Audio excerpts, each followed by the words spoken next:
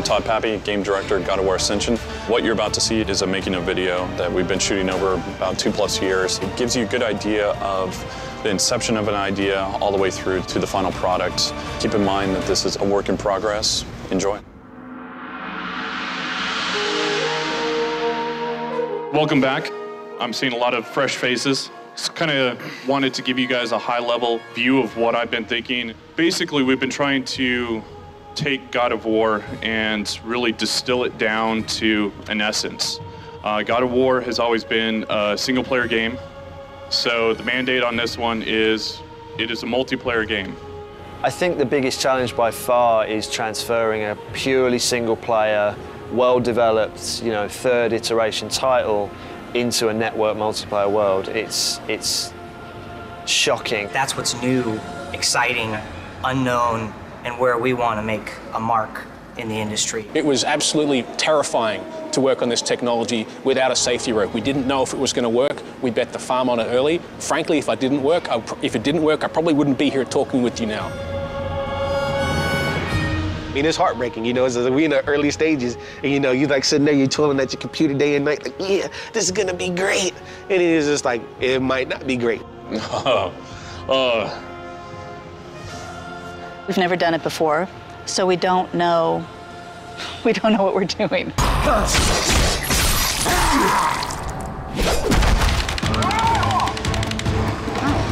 on, die.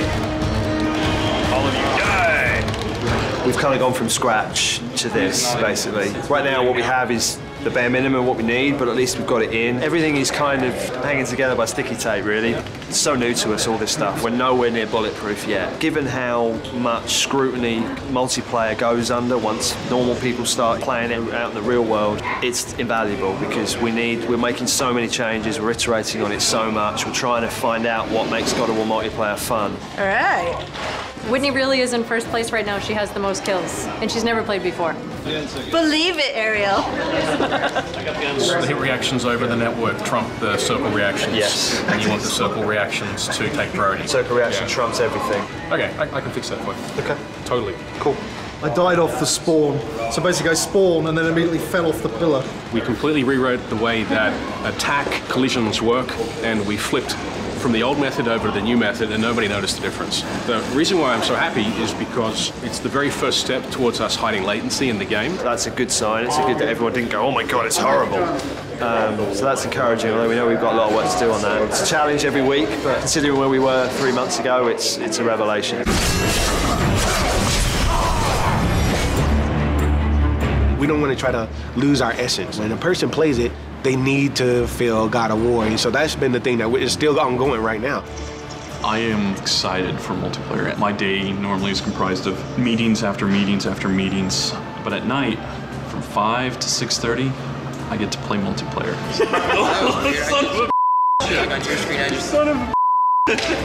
I actually like building up rivalries with the other people I'm playing against and start hunting them down and trying to kill them or them over. Nah, son of a.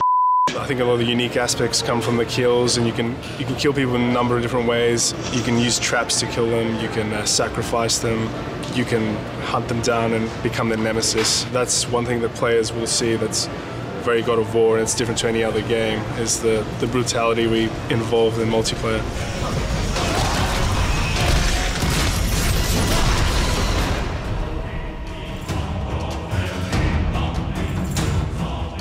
The first playtest, we're literally just looking for, can the player get from point A to point B and know where they're going? I think that it'll be surprising for people to see, and hopefully will meet and exceed people's expectations. We're really excited because this is the first time anybody has seen God of War multiplayer. We've been working pretty hard on it. It's actually a really good time to start putting it in people's hands.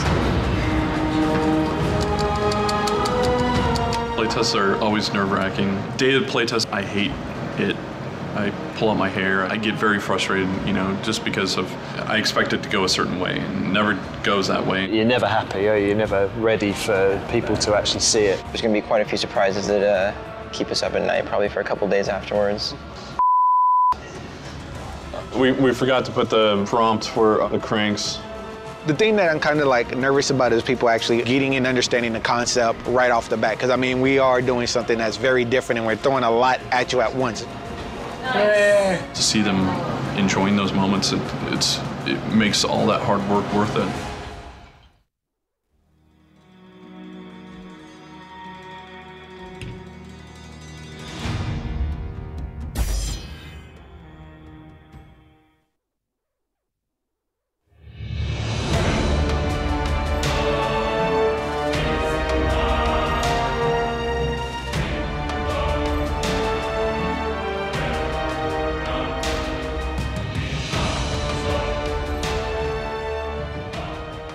Hi, I'm Todd Pappy, Game Director at God of War Ascension.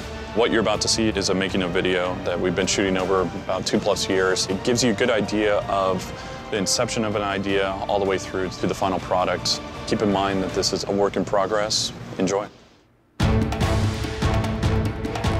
Got our press announce coming up.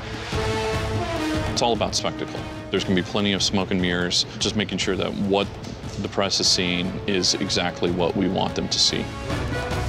We've got something unique on our hands. Nobody else has our combat system, yet alone the ability to do scale. Press announce is basically our stake in the ground and saying, look, this is what this game's gonna look like. The big reveal is like, hey, you know, this is what Sony Santa Monica's working on. And we're doing something a little bit different. Normally we do single player. We're gonna actually wind up teasing the players by actually showing a multiplayer instead. It will be very scripted and staged because the press will be watching one main screen. We'll all be live players actually demoing the game. Choreographing 8 players is going to be a pain in the Everybody ready? All right, they're going. Making sure that everybody's in their spot when they need to be and it doesn't look silly. There'll be tons and tons of rehearsals. Orbs are getting reset, man. Everybody's split up. It's not like everybody's stuck in the same spot. The actual art is really far along. Hey, Jess. Yeah? We got to get shadows underneath the ropes.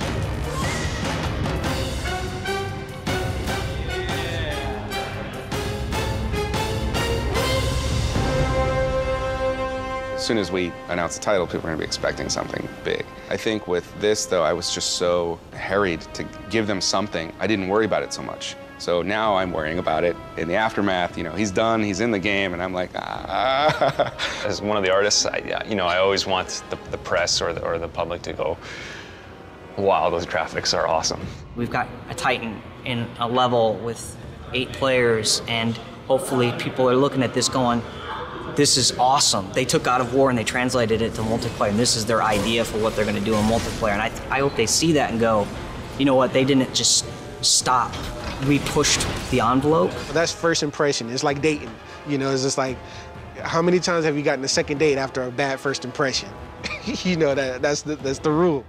How about your part? Are you ready to talk to the press? No, not. I want to go through one more media training. I want to get a little bit more comfortable with it. But it's usually once I get my spiel down, then I'm a lot more comfortable.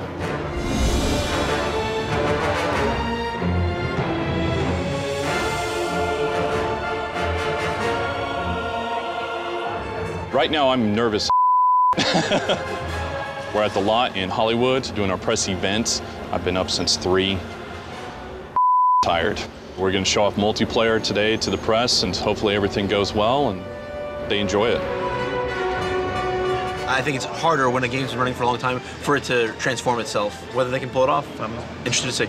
You know, there's a bunch of us talking about it right now and wondering what we're going to see. So, no, I think we're all excited to see what's going to go on in there. Kratos is probably the #1 seller of our magazine, so it'll be good to have him back on our cover at some point. Leveling up and progression, you know, over a long period of time. Brutal combat, brutal kills. This is definitely new for me. Like, I'm not used to talking to press. I'm not a fan of being in front of the camera, but at the same time, I'm a fan of talking to other fans or trying to explain what's going on. We're always under evolution, so, yeah.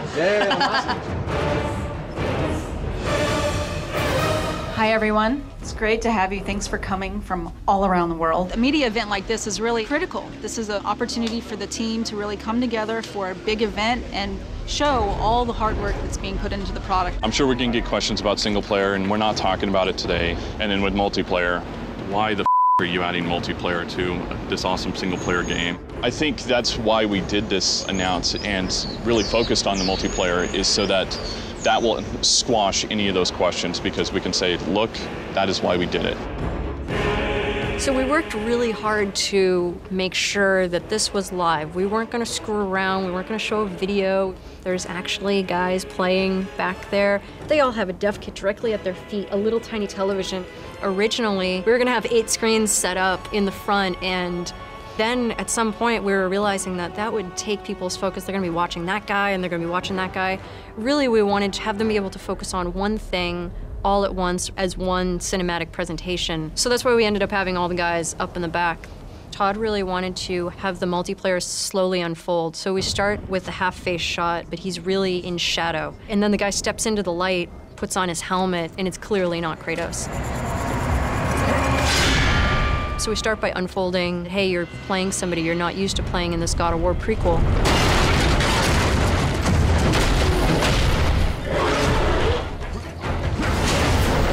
And then as you're fighting Cyclops, second guy jumps in. Wait a second, it's a co-op game. There's 2 players.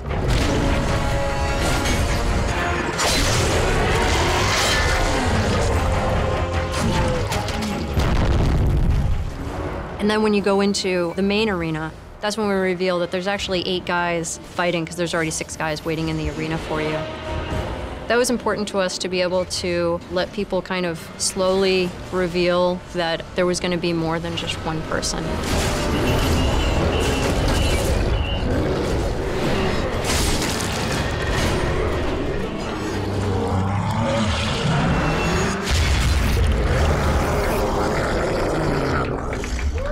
Excellent run through, guys. Excellent run through.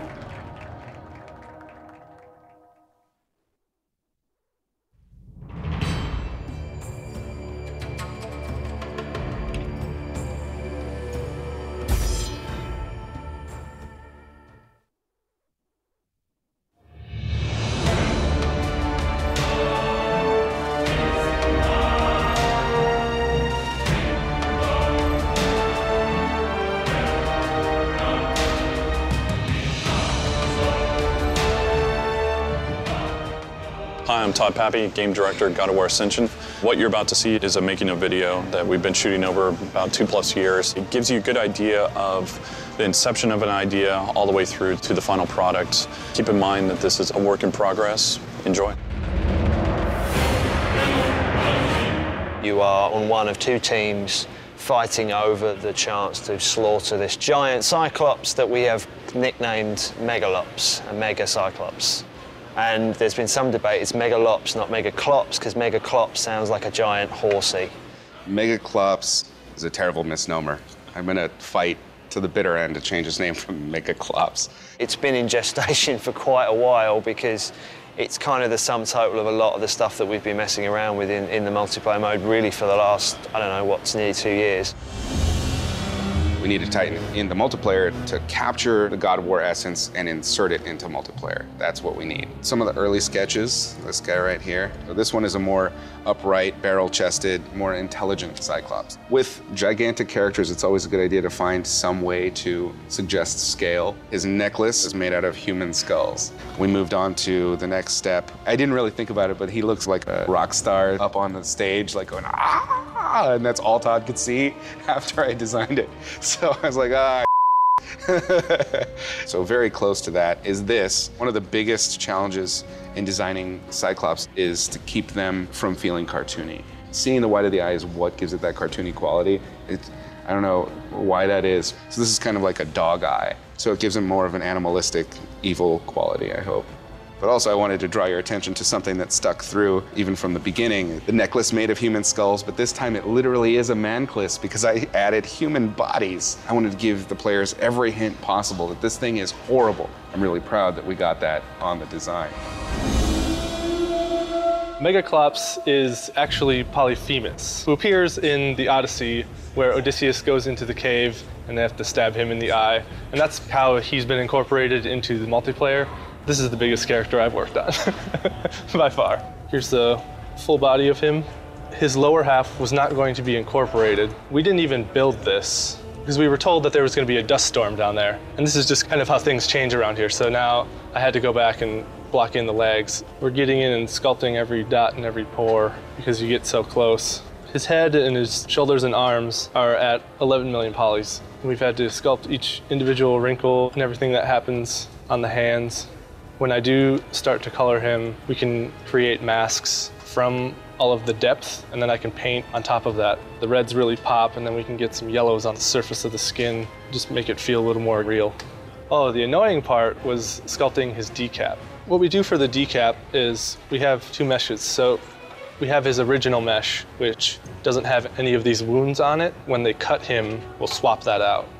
Once we swap that out, they'll cut down his face and there'll be like a light explosion. And when that explodes, it'll swap to this. What we wanted to do was have that cut go over the edge so it looked more natural. So that's kind of what this is visually representing. And then once the explosion happens, his mouth pretty much split open. His bottom jaw will get cut in half. So we have these little bone bits that are sticking out, little organs and muscle tissue and fat.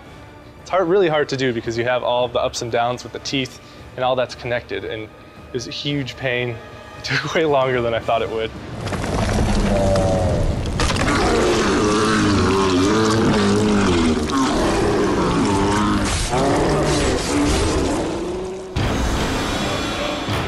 First, I was designing a lot of architectures, and once Todd and Chris liked the architecture, then I had to kind of put them into a 3D geometry, which was given to me from level designer. That was kind of hard because everything was made out of a geometry.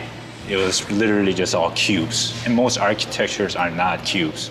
But I had to come up with a solution to look great. So what you see on the left of my screen are the high vision of sketches. Kind of quick, kind of color comp. And once they saw this, they kind of liked a few of the ideas. This were sent to the level designers, and this is what I got back. Everything was just too cube, and everything was just all same size. I began to put some of the textures and some of the assets and just kind of try to come up with interesting areas possible.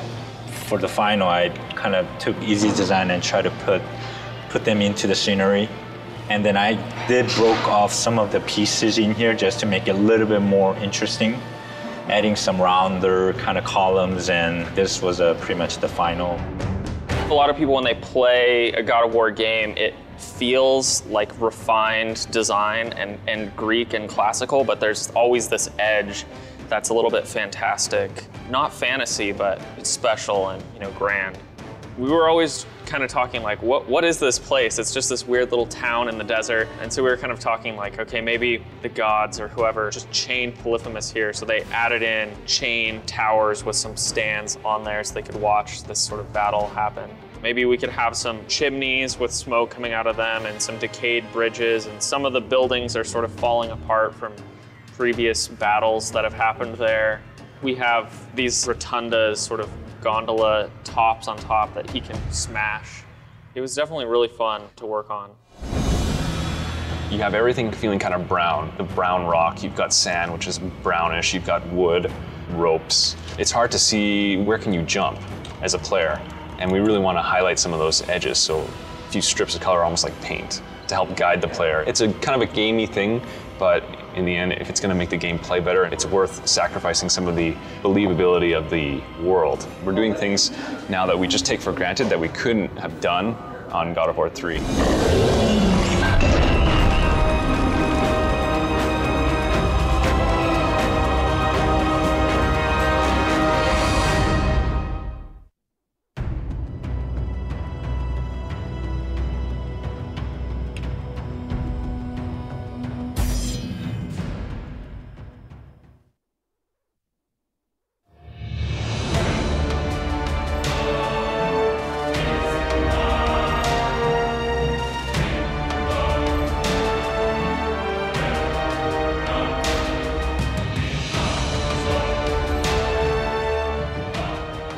Hi, I'm Todd Pappy, Game Director at God of War Ascension. What you're about to see is a making of video that we've been shooting over about 2+ years. It gives you a good idea of the inception of an idea all the way through to the final product. Keep in mind that this is a work in progress. Enjoy. You look at any other multiplayer experience, how many of them can you say that there's a big world action thing that is interacting with you? That's definitely going to be the more rememberable thing. The main sort of drive of it is the thrill of the competition over the glory of the kill. It's a custom arena designed to really accentuate the combat, so it's kind of a twofold thing. We've been working a lot on trying to figure out what spaces work really well for combat. Big open spaces don't work, small compact spaces work, but only if you have a limited number of people. All of that has taken a lot of work. This is the test level where I've been working on. As he gets hit, he basically goes into this kind of retreated state. So initially his hands are like kind of this on the platform, and then you do damage and he kind of retreats, and then he's got almost like he's kind of hanging on a little bit to sort of sell the fact that he's a little closer to falling off. And because the idea is the chains are basically holding him in place, but also trying to pull him all the time. They're always trying to pull him away, and that's one thing that the animations don't sell that well yet. So many little things you have to worry about, like when his hands are in the arena here, he has collision around his hands, so you can't just run through his hands. But of course, once his hands drop to the edge, that collision has to turn off, a new collision has to turn on. So many little things like that, just to try and make it feel consistent. It's been definitely a totally different challenge, like I said, than like actually building single-player levels. Before, there used to be actual trap down here, but it was just one of those things, like there was like a trap at one control point, a trap at another control point. It was just like, how about this one control point is just about just fighting, you know, you got objects that you can do special attacks off of, and it's just battling, but there's an uber power up here that, you know, we can be sitting there fighting. It spawns here. It's like, am I gonna stop fighting you and try to get that? Am I gonna try to just knock you away and stun you up against the wall and then try to hurry up and run and grab the point? Things change based off the need of the designs. And it's one of those things, you know, you get this and you see your pitfalls and then you immediately like, oh yeah, you know, let me hurry and get this stuff clean so I can do the next thing, because I know all the mistakes that I've learned, and to make something even doper. And then hopefully, once everything's said and done, boys be at home, it'll be like, long live play, Sony, we love you. I'm working in conjunction with the other departments, and we're trying to figure out gameplay as we're going along. It's a lot of troubleshooting, like making sure that the rig is functioning correctly, that his animations are appropriate for what we're trying to do in game. You really have to focus on just making sure that he's believably big. So we have to sell the fact that he's heavy. There's a lot of delay on his upper body and his arms. That just gives a sense that he's big and he's very heavy. The emotional range of this character is frustrated, angry, and tired. We don't want the players to feel sorry for him. We always want the players to feel that he's just this ginormous threat in the background, and that you don't want to mess with this guy or he's gonna freaking kill you. A huge factor is that we need to have the camera not hiding gameplay from the player. A lot of the foreground stuff we want to put in, we just can't put it in. This is one of the areas that was quite challenging for the art team to make it so gameplay is still acceptable. So we wanted to have something kind of in the foreground to break up the levels and make it feel like rooftops. So we also need to have the player be visible. So one of the solutions was add some destruction.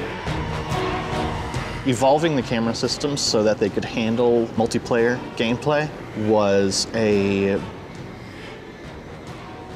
very large challenge. It was a fun challenge too, because we knew right off the bat what we needed the camera system to do. You need to make the cameras much more unified, much more procedural, so that everyone has the same fair view. This allows me to start plotting out where my cameras would go. So I'll turn on my camera layer here.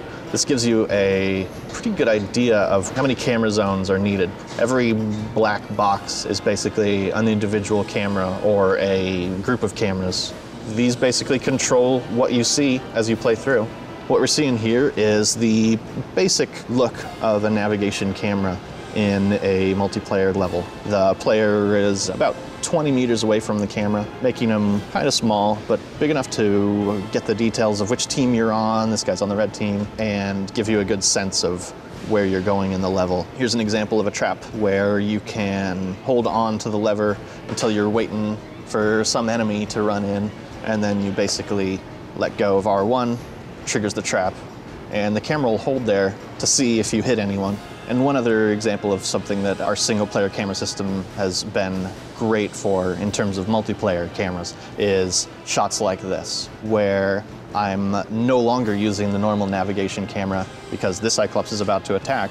I want to show off full detail of his face, his hand that's about to smash you. That's an area where we're allowed to make the multiplayer cameras feel more single player. That's another goal of ours, to make the camera system and the game itself feel like it exists in the same space. Keeping the giant Cyclops in frame was one of the biggest challenges of that level because people really want to just fight other players. I'd be fighting my own cinematographer's instinct to, I want to show more of this giant, epic monster in the background. It was a constant back and forth of, that's too much of him, that's not enough of him.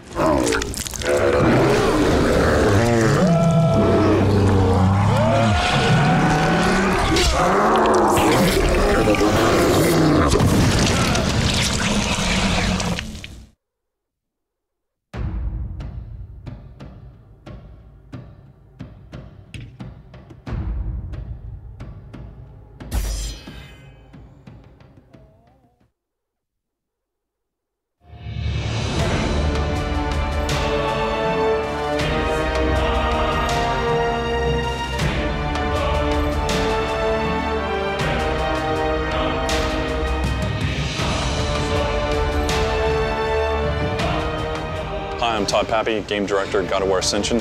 What you're about to see is a making of video that we've been shooting over about 2+ years. It gives you a good idea of the inception of an idea all the way through to the final product. Keep in mind that this is a work in progress. Enjoy. The lowest level, what we're trying to do is make me playing against you feel right, and me playing with you feel right. That's where we are right now.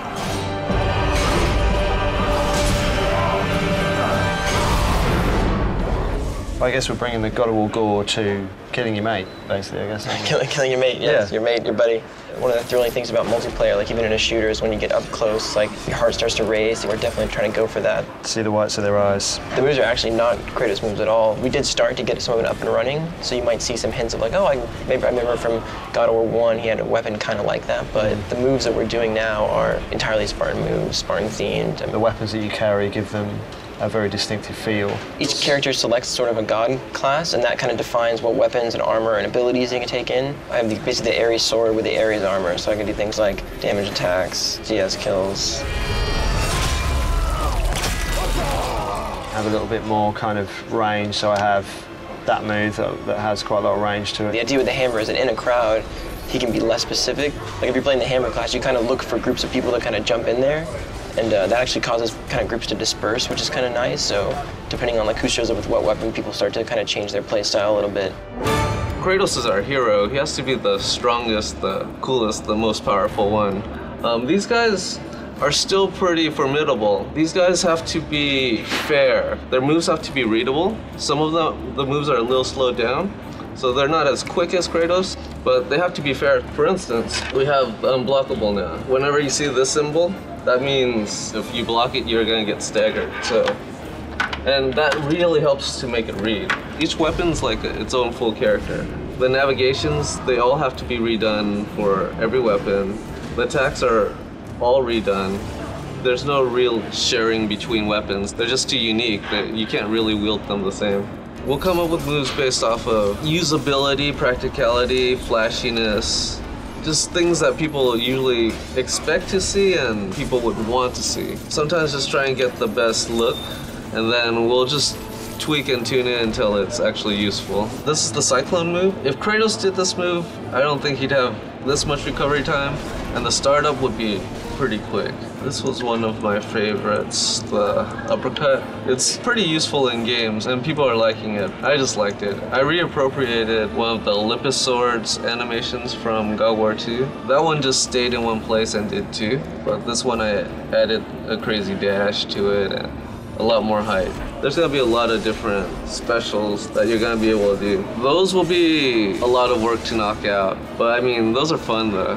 You know, it's just fun doing those. What's nice about certainly this kind of game is that anyone can kind of get the kill, anyone can kind of come in there and finish it off. You're definitely not invincible. That's one thing we really try to do is that, you know, the characters, they can take some hits, but not a whole bunch, so that even a new character might get in there, and if he gets one blow, two blows, lands a few, he's definitely gonna get the kill, and that's also what traps kind of add for it.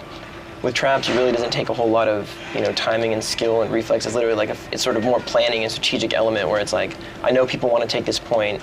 I know this trap covers that point. If I can predict that, then I can basically get a kill no matter how skilled the other player is.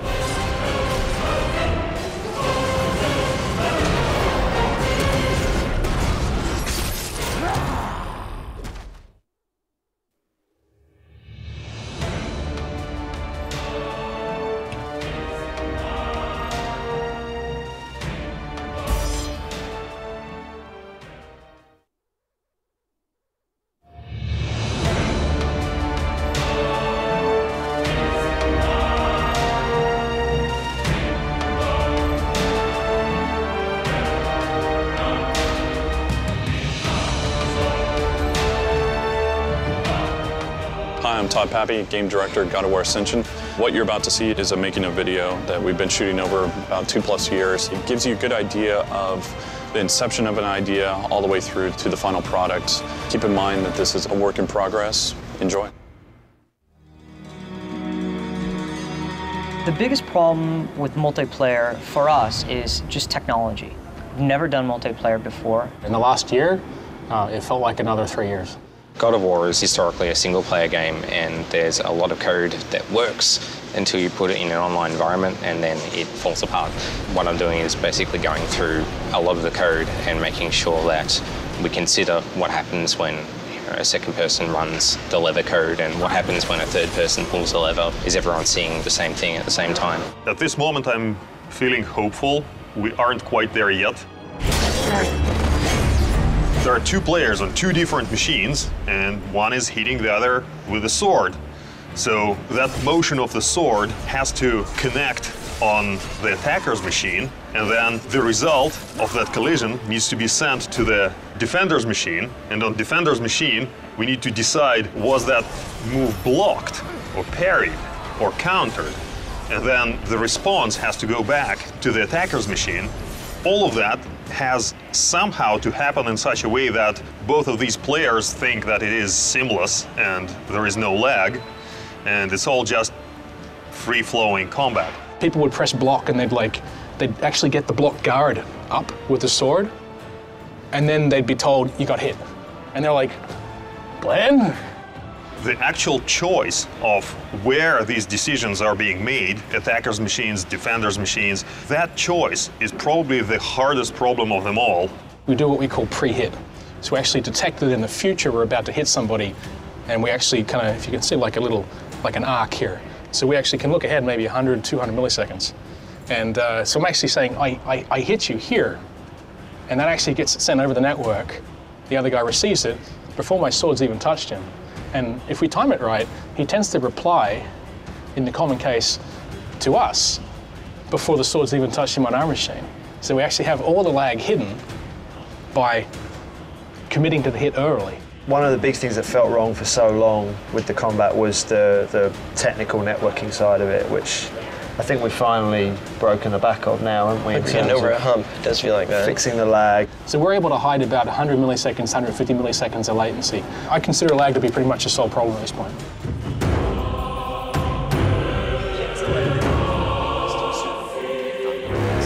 One of the big themes that came out of last week's Friday playtest was that the quality of the experience has a lot to do with the caliber of the people you're playing against. I focus on matchmaking. Without matchmaking, you won't be able to find your peers. You won't be able to find other players to play.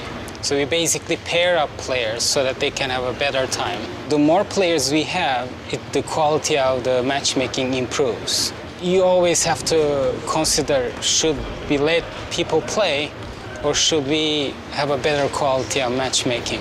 I'm hoping to have a better matchmaking experience because we have developed everything in the house. We are doing something completely different. We are deploying the code ourselves, and we are managing all aspects of it. So there's no one to call when something happens except ourselves. Now we're going to actually play sheeted 60. That was started like inefficient, running at 45. And the intention of the playtest is to get the combat feel at 60. We're playing the game every week. We're making sure that everyone gets a control in their hands and they start bashing each other with swords and hammers, and it's a lot of fun. The The fact that programmers are playing it is a very positive step. Programmers want to write code, and some don't want to play the game they're making, and that's okay. But when you're making a multiplayer game, it's really important that you iterate and you see the changes you make playtest to playtest. A few weeks ago we were having issues getting people coming and playing because I think the combat was in a bit of a rough spot. We knocked off a huge number of bugs and suddenly everyone was just more engaged with the game. We were like floundering and now we've iterated our way into a good place. So I feel happy about where we've been and I feel excited about where we're going to end up.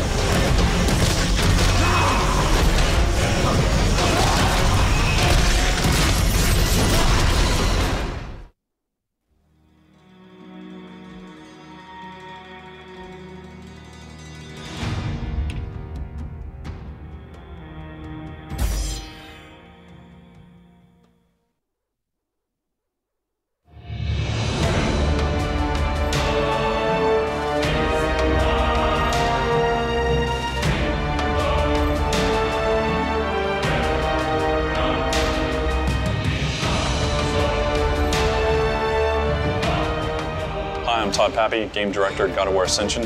What you're about to see is a making of video that we've been shooting over about 2+ years. It gives you a good idea of the inception of an idea all the way through to the final product. Keep in mind that this is a work in progress. Enjoy.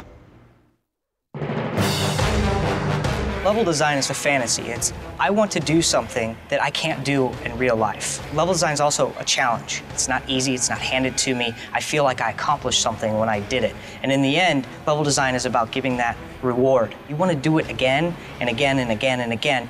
Moving to a multiplayer game, we can't take all of the things that we did with single player and think that they're going to work in multiplayer. That involves levels in terms of how you're going to funnel players together while they're playing cooperatively, or how are you going to get players to run routes in a map when they're playing against each other so that they don't all clump up in the same areas. God of War multiplayer is all about telling the single-player experience of God of War in the context of a multiplayer environment. You have the exotic locations, the grand set pieces, the cool mechanical contraptions that you're used to using in God of War, and the lore that takes place in the God of War universe contained in these maps that are very well thought out, with very high level design and production value. I think you'd expect that the levels in multiplayer are simpler than the single player, but they're, I'd say, 5 times as complicated. We've got traps, we've got different capture points, 10 different chests, big titans in the background, things like that. There's just so much going on. I haven't seen a multiplayer out there like our game, and for us, we wanted to make sure that we weren't copying anybody, and it feels like God of War. We're going to breathe a lot of fresh life into this genre, and we're really creating kind of a whole new multiplayer genre.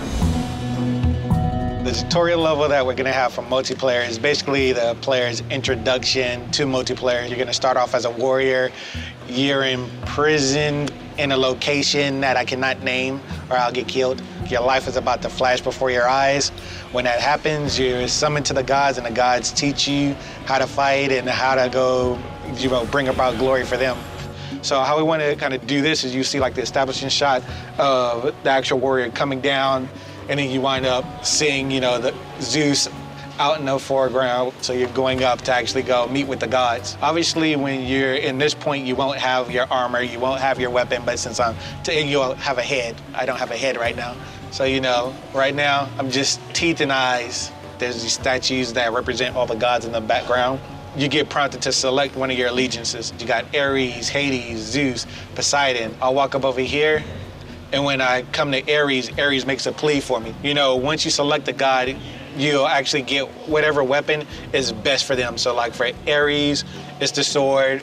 For Hades, it's the hammer. Zeus is the gauntlet. Poseidon is the spear. You start seeing the light, and when you interact with it, that's when this guy appears. From this normal tutorial, he's just asking me to do quick attacks on him.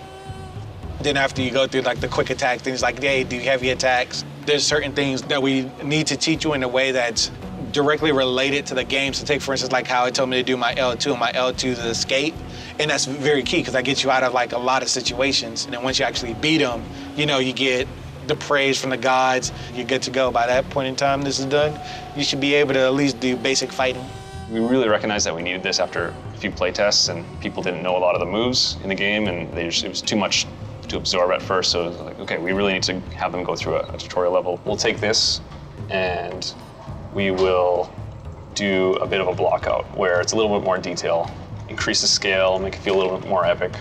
You know, we added these stairs. You'll see Zeus looking right at you, godly statue, and just run up here. This is the tutorial level running in the game right now. You can see kind of what it would look like, just get a feel for it. This all kind of came last second, but you know, we're behind it. It's gonna be awesome. I'm pretty excited about it.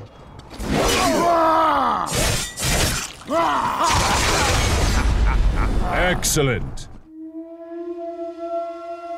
We're trying to make it as epic and as cool looking as possible. That's kind of the challenge, making sure that there's always something to do for everyone and there's always some cool moment that's a very God of War moment. One of the first levels we started designing was the Troy level. The idea behind that one was because we got the two factions of the Spartans and the Trojans, it made sense to have a map that kind of is based around the war between the two of them. There will be an objective at some point that gives them kind of a big bonus, and that is to fire off a catapult to one position. So the Trojans will be trying to destroy the Trojan horse, and then the Spartans will be trying to destroy the statue of Apollo. This is an overview of the Troy map. Spartans start from the left, Trojans start from the right. There's like 3 tiers, basically. The bottom tier, the middle tier, and then the back top tier. And all of those tiers are kind of interconnected, and you can cross over between all of them. The unique thing about this map is that you can use the life cycle, which appears in the single player as well. So you'll see, like, for example, this bridge here, that can collapse away. One of the first things you can do is pick up the life cycle. At the moment it looks like a flag, but we'll actually get it look like a life cycle. And what you can do with that is life cycle different areas in the map. So for example, this gate, I can life cycle it up, and that creates like a barrier no one can get through, but they can actually hack through it eventually, but it'll slow them down. I can bring it down again, of course. Here, there's another life cycle thing. So if someone, for example, is chasing me, I can just stop, life cycle that away. If they get killed by it, it counts as a trap, so I get the extra points for it as well. And then one of the bigger life cycle moments is the bridge in the center. So this one is kind of connecting the 2 middle points. You can life cycle like part of it. We can life cycle the whole thing. Here's angry soldiers, they're throwing their spears at you. Here's another hidden trap, so this flamethrower, I get this view from my side, and I can kind of suddenly attack someone. On their side, they never really see if I'm really behind there. They can only see the flame, but they don't know if someone's actually waiting for them there. As the player with a life cycle, I can actually bring the catapult back to its original kind of position. If I'm the Trojan and I hit it now, it'll rotate to the left and fire off something to the Trojan horse, catches on fire, looks cool in the background. You get some points for it. It doesn't end the match, but gives you some favor. We definitely want to encourage the level design to kind of support 2 or more players kind of working together. Troy is the biggest level we have. It's absolutely massive. You could take 2 large levels from, say, God of War 3, and you could fit them right inside of Troy, and Troy would still be bigger. There's just so much there, and on top of that, we have to have it running with 8 players. That's, I'd say, the biggest challenge. The other challenge among memory and performance is just getting it done. Troy is fun because I remember seeing the first block model of the game, and it's like this whole city. And so I was going, oh wow, you know, when I'm painting this, it's like, okay, here's the armory, and maybe there's like a garden down there, and this is where people would go to the market and buy stuff. So this was from the level designer, the block model before anything else is existing. It's really fun and challenging to work on top of this because it's so abstract that you're like, okay, what can this be? You know, what can I turn that shape into? So I wanted to show this city that's in ruin, and since it's at night, you know, I wanted the lighting to be really dramatic. The city sort of goes down and it's on fire. And then this is a closer view of one of the areas, just going in and populating it and refining some of the architecture a little bit. And then this was an object in the level that you can grab, and it's our flamethrower. You can get behind it and roast your enemies. These were really fun to design as well. My favorite part of the level is there's this little section where there's the building kind of in the middle, and there's the flamethrower at the bottom. This is the concept for this building. So originally you enter on the backside. Because for the gameplay we had to change it. See, the camera is looking this way so they couldn't see. I opened up this wall so you can get in here and you can use the flamethrower. First blood. when I set out to create a multiplayer map, it's very similar to the way we create single-player maps. I like to start with one idea, something to hook it into. For one of the maps, the idea was there's a huge Gorgon statue. She's the kind of focal point of this map, and that everything is built kind of around her. And see the levels kind of built on top of the creature, and then we'll get down in here and I can kind of show you what the space feels like. And here's a flamethrower, so I can kill guys with that. I can jump down below. There's a lot of cool stuff. I can pick up like the club, which I can swing, and I can throw it at guys. And just very exciting to run around and be able to manipulate different things in the environment. From here, I can use the cannon, which I can fire, and it will basically, as you can see, kind of mortar everybody down below. And then I can move that actually up to a higher location as well, and then do the same with this top tier. So where you saw guys before that were using the various weapons and using the head, I can surprise them and hit them with the cannon. And then if I jump through the portal, I'm back at the middle. So you can see that it weaves in and out of itself in a balanced way that makes sense. People seem to really like this map, and it's exciting to be able to get it to a place where it feels pretty complete before art goes to it. I think the most rewarding part, next to seeing people play your level and telling you they like it, is certainly getting the art on top of it.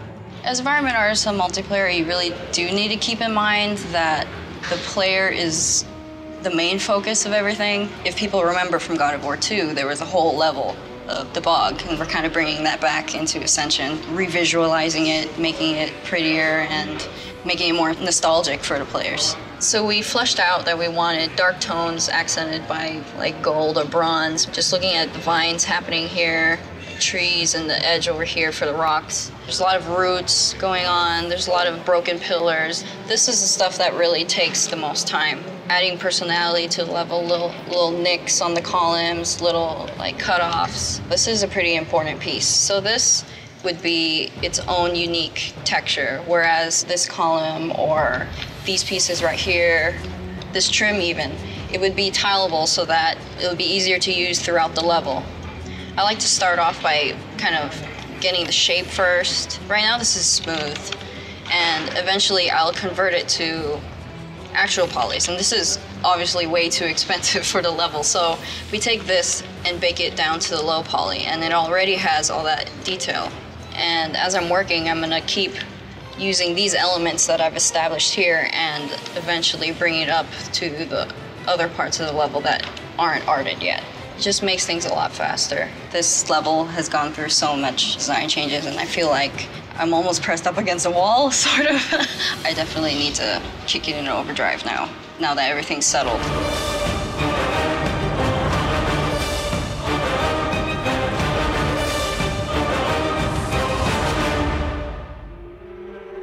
This is the Labyrinth. The high concept for it is based off the Labyrinth from God of War 3, so we're trying to bring back some iconic locations from the previous game. How cool would it be to have the players kind of in and inside the Labyrinth while it's being constructed? It's the starting cube where players actually jump out of. The other side, the Trojan side, will have the same setup so they can kind of get into theirs. Both of these cubes meet up together, and then they start kind of rotating around each other, so they change their positions 90 degrees. And then eventually a third cube, the green cube, comes in. The green one and the red one and the blue one kind of lock into place, and then you're moving between all three of them. And then that's when we also bring in the Scorpion. He'll actually kind of come up from the side of the cube and try and attack. That's the basic setup. So this is the intro. Each faction starts on their own side. The cubes lock into place. Then you can actually jump down and you're on the top tier of the cube. Here you can get the pickups, you can set some of the traps, and this is where the domination point is. While you're doing that, the two cubes actually meet up in the middle. Each level has its own trap, so this one, you got your flamethrower there, and you've got like a conveyor belt kind of mechanism that you can use to jump off at different levels of the map. The cubes start rotating, and now they'll meet in the center. So now these have connected, now there's opened up new areas. The hard part designing this level was trying to keep it as simple as possible, but still have the movement and the rotation without confusing players. So that's why you see it's mostly kind of looking at it on a side view. We found that was the easiest way for players to kind of know where they are and where they are in relation to everyone else. So you see in the background, that's the cage where Pandora was in the actual single player. You'll see cubes moving around in the background throughout the game, so things are slowly happening in the background while Kratos is basically assembling the labyrinth in God of War 3. Scorpion should appear as well. There he is. Basically, he's kind of harassing you and protecting that point and trying to swat players off it. The idea is that you'll eventually get favor for hitting his arms or, kind of damaging him, and potentially killing him or throwing him off the edge or tearing off his arm and putting it into the grinder or something like that. So it's like the cubes are moving around, they're sliding in and out. You gotta be careful because they move and everybody will get thrown off of it. So like they're these huge titans. And then there's also the scorpion that makes his appearance and comes in there and attacks you while you're on the edge of the cube. So for God of War, people who play God of War 3 is gonna be an awesome level. People who've never played God of War 3, it's gonna be awesome for them too. One of the cool things that we have an opportunity to do in our multiplayer is to give fans new places to play, but also go and revisit older places that they loved from the previous God of Wars. One of the things that we're always trying to do is like, how can we make this aesthetically feel like it was ripped apart? And so one of the things we talked about, maybe the exterior wood of this cube is really dark and damp, but once it's ripped open, all the wood inside is like dry. So that might help sell our story a little bit more. And then what are the main like iconic pieces of these cubes from God of War 3 that people will recognize, and it's like, oh, these like cool clamp sort of doorway pieces, and going in and going, oh yeah, there were all these really cool Icarus kind of murals around, so let's put some of those in. Even though we're not gonna go over here, we're gonna break some stuff up, we'll put some moving stuff there and really like let the player's imagination fill in the rest and imagine that, you know, this is like this huge mechanical marvel that extends beyond where you can travel. Going more detailed and going to the top. The top is all wood and you have that large clamp, and then maybe the next layer of wood got ripped off, so then we can see more of that refined metal where maybe there's gears and vents inside of that. So we try and put love into everything that we can, and I think that's what makes our game great and, you know, really separates it, is how much sort of detail as it, you know, funnels down.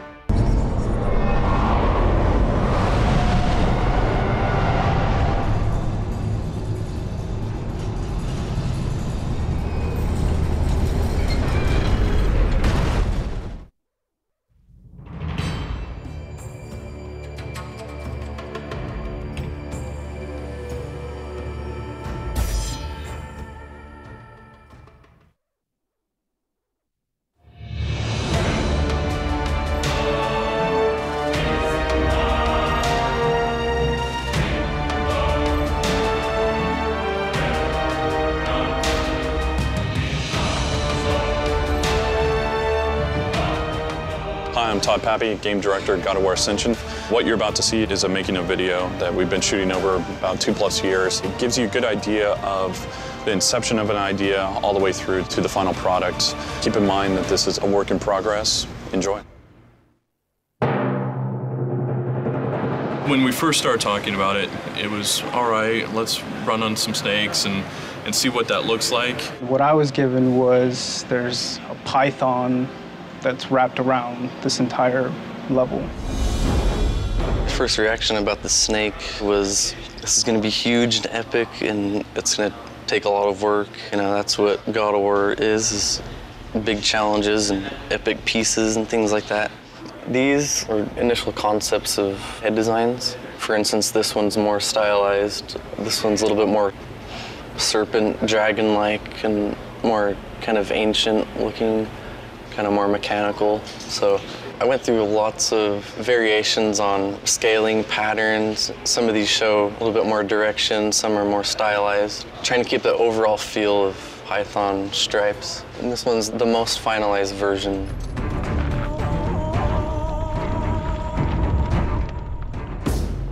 It's a mechanical snake. It's the key to getting inside of the temple. We aimed for about 5 pieces that we could string along together to make one complete python. This is our base piece right here. So this is kind of a U-shaped hallway. It's the same thing, but slanted. And this is a quarter piece that's cut out. We can rotate this. This can become walking space, climb space, or ceiling climb. So once I had the shapes that I wanted, then I strung them along together. Each color here represents a different shape. And one mechanic that we're gonna use is a sliding mechanic. You're controlling them and you have to move side to side and actively avoid falling off while it's moving. I think all the time spent up front and all the planning and everything, thinking through everything on paper helped tremendously. In our studio, it's the job of the designer to come up with a wild idea that has never been seen before, that is almost unachievable. And it's the artist's job to figure out how can we pull this off? And can we even pull it off? And where can we cut corners and do some tricks? This is the first snake that we have in production. We've been going through a lot of testing of how we can actually manage to build it. And what we ended up coming up with is kind of a color-coded system with different sections of the snake that we would duplicate. Once this is built out by the artist, the tech artist will go in and we create a snake map and it's color-coded. We take this red section, just duplicate it 5 times right there. We'll take the pink section, duplicate it 4 more times. And that's where our ref noting comes in, because we only pay the initial cost in memory for that first time, and then all those other sequential times are basically free. So looking at the exterior, this is our first snake. When you get to the top, you just see how big it is. You know, if we go to a wireframe, we can see actually how much detail that is. It's pretty amazing. I mean, it's almost just like a solid block. We're really pushing the system right here to the limits. I think if I fly back a little bit more, I'm just gonna crash it, because it's just too much. There it goes, frozen. So we're right on the edge of pushing what's possible on the PS3. I've been on Delphi exterior for around 6 months. I see myself being on it till the end, which would be another 1.5 years. The final ride back, it started off with just me typing up 20 ideas of cool moments that you could have on like a kind of fast-paced ride. It's gonna be the wild ride. Sent it to Todd. And then he just kind of said, okay, I like this one, this one, this one, this one, this one, not this one, not this one, not this one. That's how it started. So this is one of them where it's really rough and probably no one can tell what's going on except me. There's obstacles in the environment, so if you don't move, they brush you off. There's another one that we have where you're sliding and you see it kind of curling and going ahead below you. And you get this big jump. A very cool moment that we had. Once Todd was happy with those, I went back to paper and then I took those moments and laid out how I wanted to tie them all together. And I just laid it out in a timeline. I continued and made actual paths, stringing everything together. So once I was happy with one of them, then I took it back to the editor and built it out. Here we have that section where you're brushed off of it and you slide on the environment. And you see it twisting below you. You jump and land back on top. The challenge was figuring out a way to have it all make sense. I always imagined something big and grand like it is. Delphi exterior is coming together. It's obviously using our Titan tech in a different way that players never seen before, and you know, this is a big wow moment.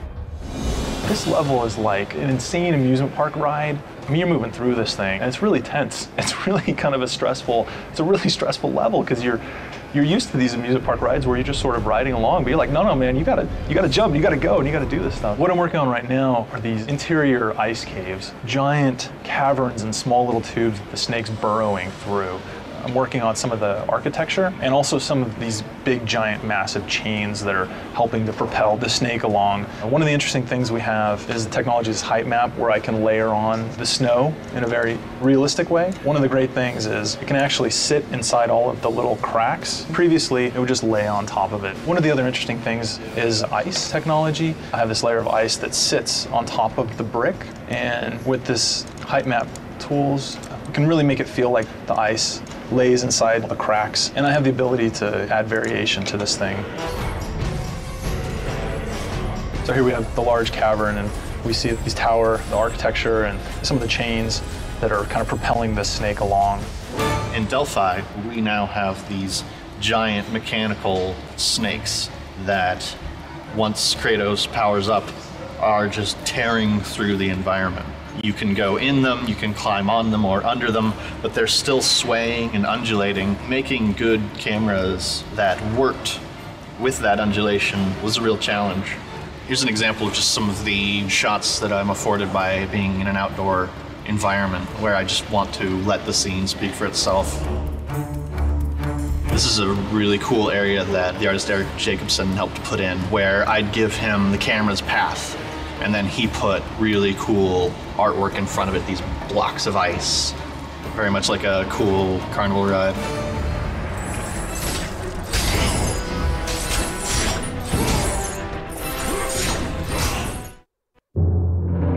A lighting artist basically populates the world and brings it to life. I always consider myself kind of a painter, but I paint with light. I think it's incredibly important. It's kind of the unifying element. It brings the textures and the models and it brings it all together and gives it atmosphere, a mood, and helps tell the story.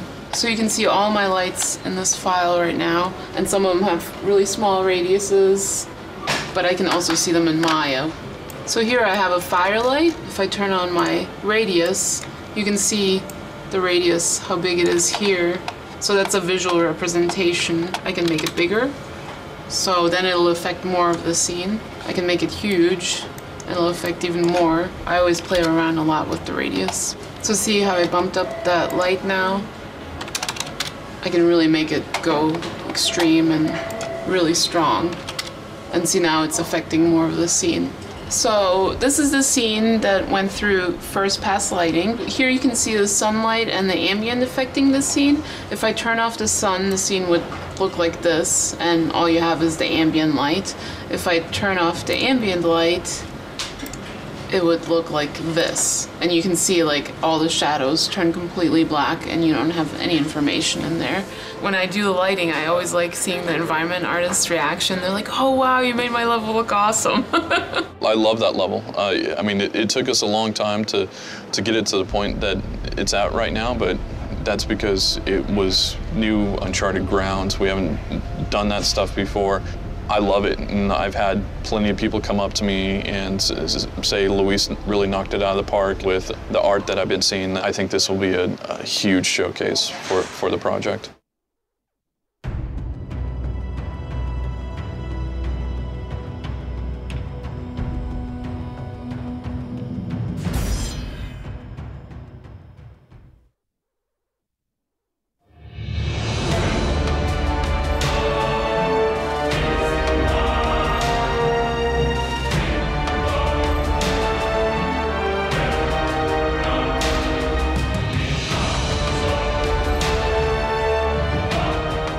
Hi, I'm Todd Pappy, Game Director at God of War Ascension.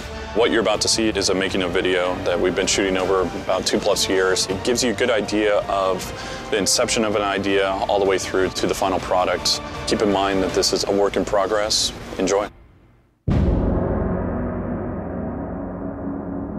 Hecaton Curies, I call him Hector, is a 100-arm, 50-head creature in mythology. And again, like the Titans, these were actually stronger than the gods. They're these giants that took part in the big war between the gods and the Titans. I think they guard the Titans that are in hell. It's something that we've never seen before in our mythos, and so we thought that it would be a really cool prison level where you can be walking around and see eyes on the walls or on the ground. You feel like somebody's always watching you. There's actually a shanty town in Brazil that was kind of a little bit of the inspiration for this. One of the major elements of the entire God of War series is that first big boss battle, the big in-your-face moment, in medias res thing that God of War does so well. Going back into the past with the Hydra and the Colossus, with Gaia and Poseidon, I have some big shoes to fill. It's really scary, but it's also really exciting because this is, just a continuation in the big moments, the most memorable moments of all of God of War. So based on the concept of 50 heads and 100 arms, I thought it would be interesting to make it a creature at first. So I went with an octopus and created this palace on top of a giant land octopus that's living in the ground. We ended up doing some more, so this is a standard figure with the 100 arms coming out of every pore of the body. And I was thinking that the prison palace thing could be its upper body head shape, and that it would just have these rotating faces going all the way around. Here's sort of the monster finger tentacle things. These guys would be at the very tips of every arm. Here's some more variations of them. So I went back and forth from pretty human-looking elements to some really creature-based ones. Hecaton Curies is just a puppet. The Fury is the controller. So she's the primary villain that you need to be getting as Kratos. So this is the Hecaton Curies. The Hecaton Curies is the first prisoner of the Furies. And over the millennia, the Furies just built on top of it so that all of the other prisoners and subjects of the Furies now live in or are tortured on the surface of Hecaton Ceres. So another aspect of the pitch was the introduction of where Kratos is. The player comes awake and they are in a world and they're not really sure what's going on. We didn't want to have the fact that he's basically tied to a giant be obvious. The initial sequence is Kratos is actually inside the roof of the mouth. This is like the molars and the teeth up here, and sort of the floor has been built into the bottom jaw. I did a bunch of passes of the head as if it were still alive. These are all heads pre-having the buildings installed, except for this one here. And this is the most recent one. I just did this one yesterday. I wanted to make sure that the Hecaton Ceres was obviously a puppet.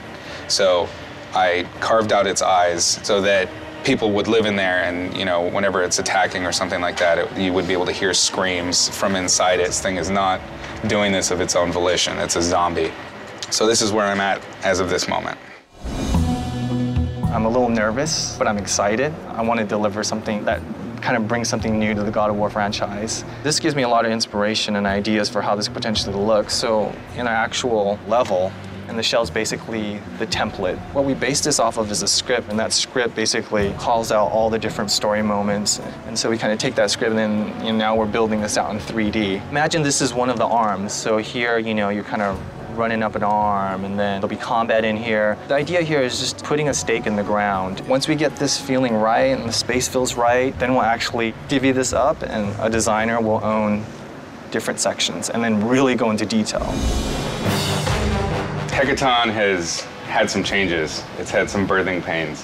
One of the defining moments of feedback for us is when, during the meeting, it was stated that Monster didn't feel like a cover monster. Like if we were to illustrate him and have him fighting Kratos on a cover, that monster didn't look enough for a person to want to play the game. And once we figured that out, we completely changed direction. Originally, our concept was that Hecaton was the first breaker of oaths, and thus the Fury's first victim or prisoner, and they just built a prison around him and on him and in him. I've been working on the creature hand for a while now. We needed a little bit more intelligence in the creature. We wanted to include something to hit. Then I started implementing things like human body parts or ways to break the arm up in unusual ways. Kept coming back to, we don't want it to feel like a hand, but make it feel a little bit like a hand. Here's the parasite wearing the hand as a jacket. It can get tough to keep the creative juices going, but ultimately that's the purpose for a concept artist, is to keep bringing something new to the table and find as many solutions that you possibly can for that one problem. At this point, Todd was really interested in looking at how we could integrate the parasite aspect. We were looking at things like rhino horn beetles as influences, and ultimately those things did stick. So this shape, from here on out, you'll be seeing a lot of. I liked this one a lot, the sort of flounder hand. I name all of these when I'm by myself, alone in the dark. This is Autonomous, Junior, Flounder Face, Squeeble, and Juicer. They're all part of the same family. It's a problem. So this ended up being the defining point where we were taking it into the final. Ultimately, this is what we're going with. This is the harpoon, which will retract into the body. This is the retracted version so that he can still grab Kratos. And then finally, the big reveal is the split of the two forearm bones with the hands on them. And then we'll have this center monster. Right now, this is the final look. He's way out there. Generally, the way I approach things is I start with realism and then kind of like just broach a little bit till things get creepier and creepier. This time I'm starting out in left field and kind of bringing it back. It's been a new experience for me, but it's exciting because I'm doing something that I totally wouldn't have conceived of myself doing before. Hecaton's a little behind right now, from my point of view. But then, on the other hand, that's where we got to balance the awesome with the schedule. So, God bless America, it better be good. With creating Hecaton, we had to kind of create its own mythos. So I think that's kind of what took us a very long time to develop in BizDev, is what path do we want to take and making sure that it actually looks cool and fits in our universe. This is just the primary folder. We're not even getting into subset folders of drawings upon drawings, redrawings, redesigns, and initial passes at the Hecaton Ceres monster. And each one of these folders is just like this. With the Hecaton Kiri's head, once we figured out that, you know, we're going to break out the face, we're going to try and do a transformation like we did with the Heka hand, things started to unfold properly.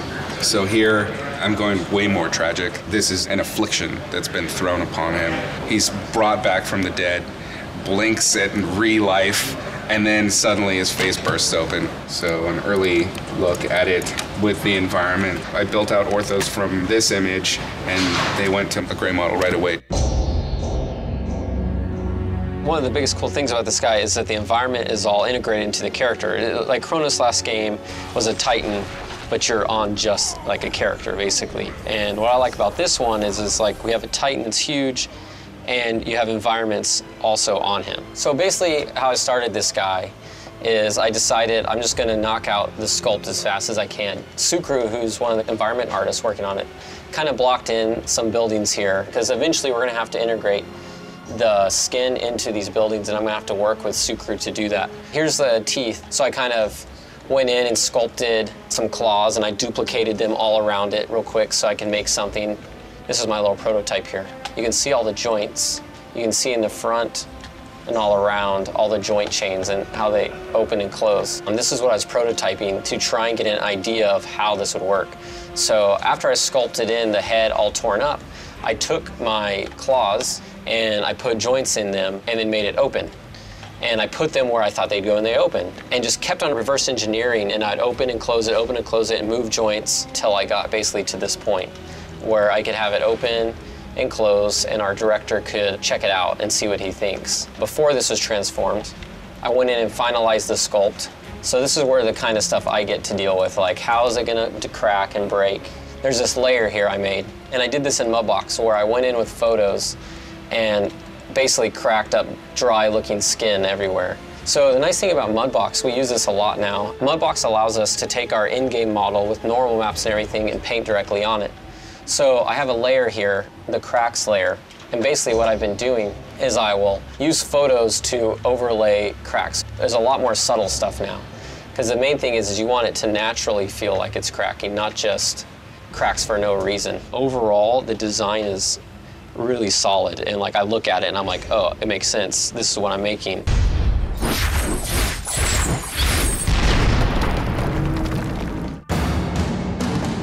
Since this is the first level of the game, we want to teach the player, you know, the basics, right?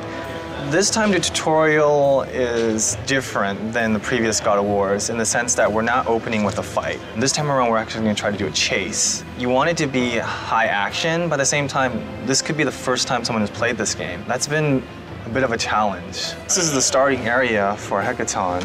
And as you can see, there's a Fury that you're supposed to chase. So basically, if I zoom out here, you can see that we were chained up to the roof of Hecaton's mouth. So after you break yourself free, you start your chase. So these are prisoners, obviously. As you move, she causes stuff to fall. So that's kind of a new ability for Kratos where he can vault over these objects. You continue to chase her, she closes gates. This is where the player can actually double jump for the first time. She just keeps leading you on. She's like, come get me, Kratos. And then this time, you come over and you slide, and you couldn't stop yourself, so you basically crash through. She injects these guys on the ground with parasites, which causes them to come alive. So during the course of the fight, some of these cells are gonna get ripped off. When this one gets ripped off, it actually opens up the cell, and so now you're kind of on the outside. Here, there's gonna be a strength moment where Kratos actually busts open the gate, and he's gonna re-enter the prison. You'll see that it's lined with a bunch of jail cells, and there'll be arms sticking out, and you'll see the Fury again. You're like, oh, there she is. And as you make your way to get her, a huge hand comes crashing down. This is kind of when we have the first reveal of this huge arm. You kind of ride the arm out, and then here you can see, you know, this is the main arm, and off of the main arm are the smaller arms, and that's where you started. And so basically, here's the 6 arm. There's 3 on this side, 3 on that side. Here's legs here, and he's kind of reaching up towards the sky. That was his last stand. We had to create large spaces because of new mechanics like slide. You're moving pretty fast.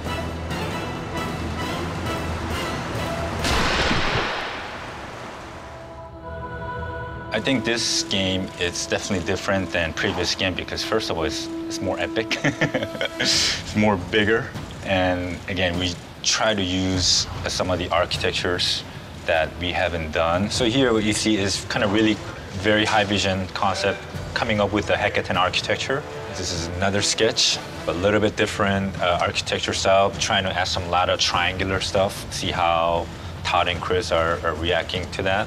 They love all this kind of pointing stuff coming out. They wanted me to kind of take over on a color pass. And then they finally decided to go with these two directions. This feels definitely texture feels too similar, and it's kind of hard to read what's architectures and what's the street. What you see here, they wanted a warmer tone in the street and then maybe cooler tones and the architectural stuff. So what you see on top here is the rough 3D models that I got from environment artists, and they wanted me to put all the architectures into their 3D, see if everything works out. The street is made out of hackathon body, so we try to make it a little bit more flesh, so giving it a little bit more warmer tone than architecture.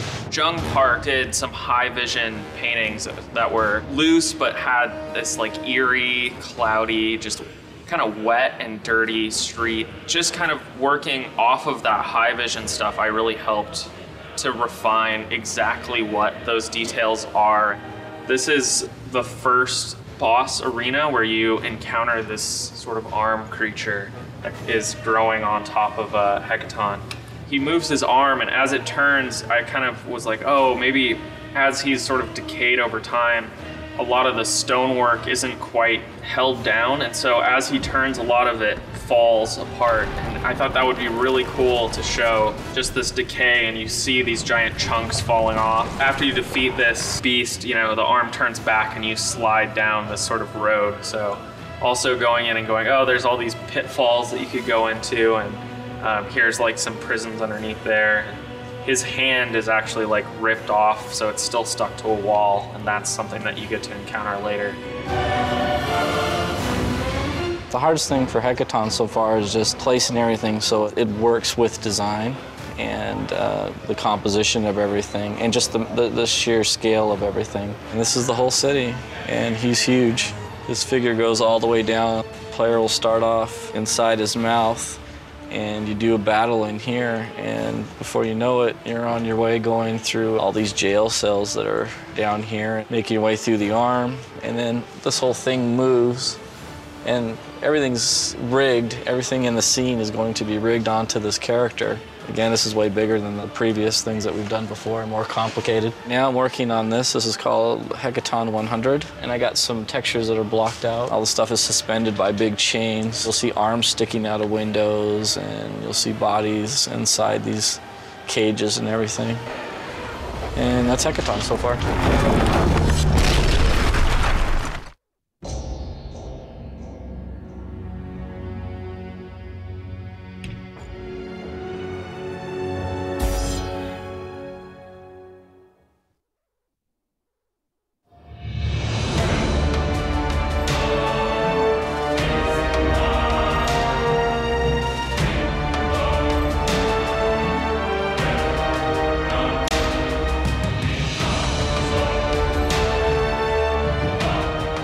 Hi, I'm Todd Pappy, Game Director at God of War Ascension. What you're about to see is a making of video that we've been shooting over about 2+ years. It gives you a good idea of the inception of an idea all the way through to the final product. Keep in mind that this is a work in progress. Enjoy.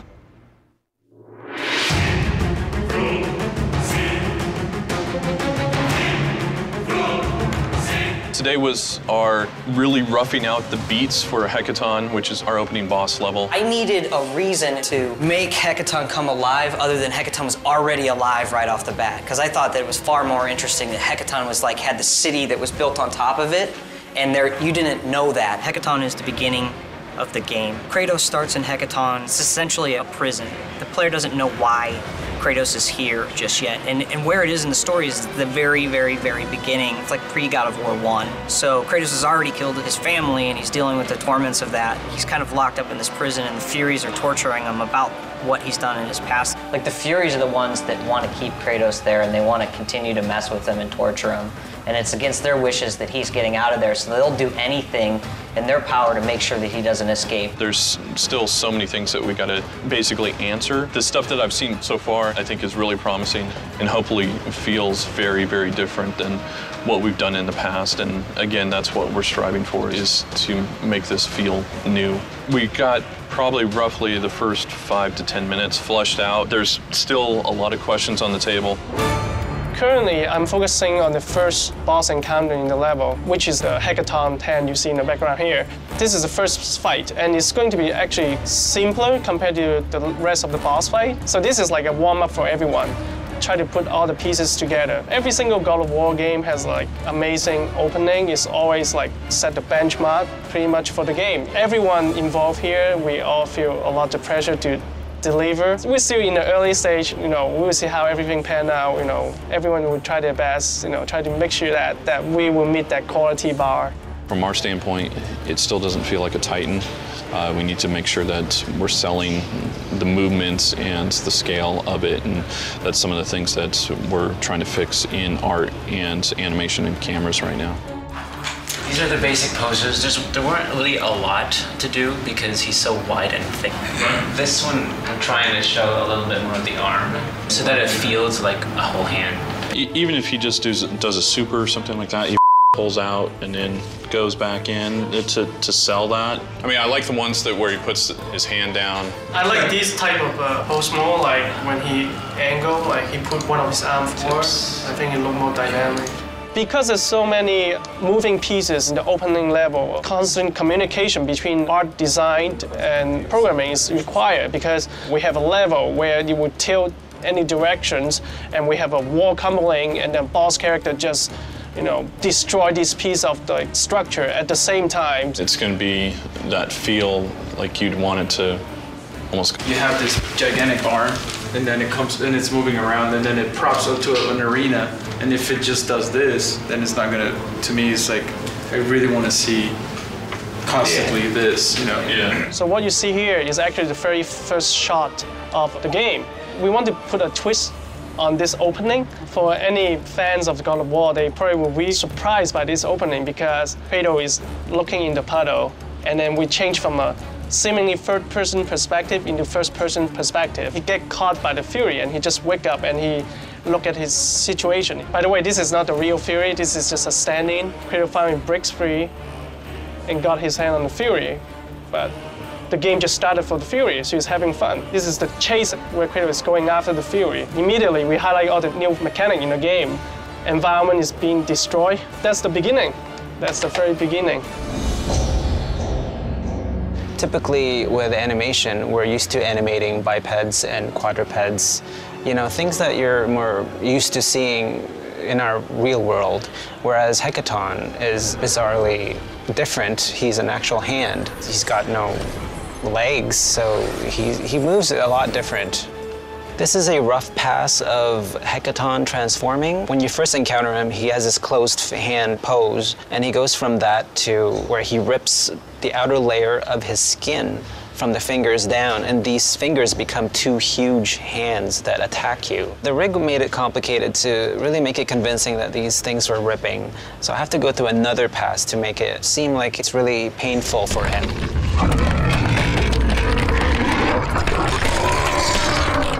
This time we're trying a very different approach in terms of storytelling with God of War. We are going to do a different flashback sequence, so that's why we try to set it up at the beginning. You feel like personal, there's a mystery.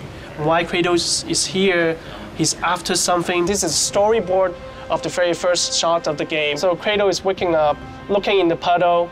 This is the surprise moment for the player, because in first-person perspective. And then Kratos waking up in this prison-like structure with his hand chained, and physical fury appear. We just try to get a sense of what elements is involved in each scene. This is more like a guideline, how we're going to approach this sequence. So Kratos is like struggle to get out, and Megara comes in. This is a new type of minigame we're trying. Hopefully it'll be more intuitive to the player. This is a semi-arced level. This is actually on Hackathon's giant arm. So Kratos crashed through this wall and find another prisoner, and Hacker Hand appear in the background and kill him. Right now the hand is poking through the ceiling because we don't have destruction yet. So we're going to put in those pieces later. When you stun Hackathon, he will crash into the arena. And at that point, you can actually pull down this building and drop it on a Hackathon and crush him. You're basically closing a section of the arena. As the fights progress, the arena is actually getting smaller and smaller, so it's more intense. So this is the beginning of like figuring out exactly how we want to implement the destruction of the level with the artists.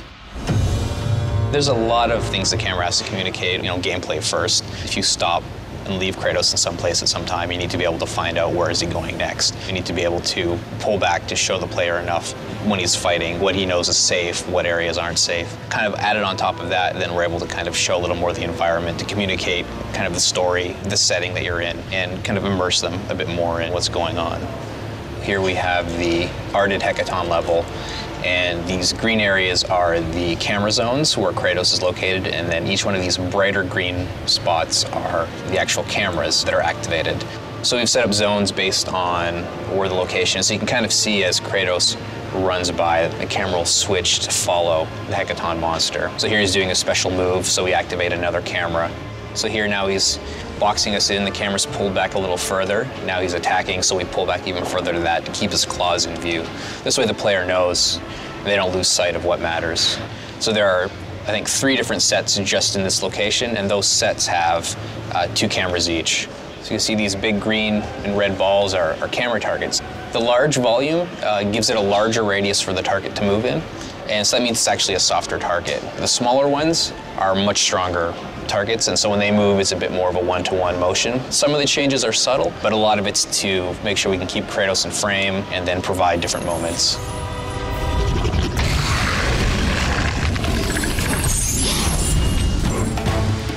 When you kick through this door, we're going to have a cinematic to show this hand transform into the monster. But we don't have that right now. But we have the boss fight. You are going to fight the Hackathon head.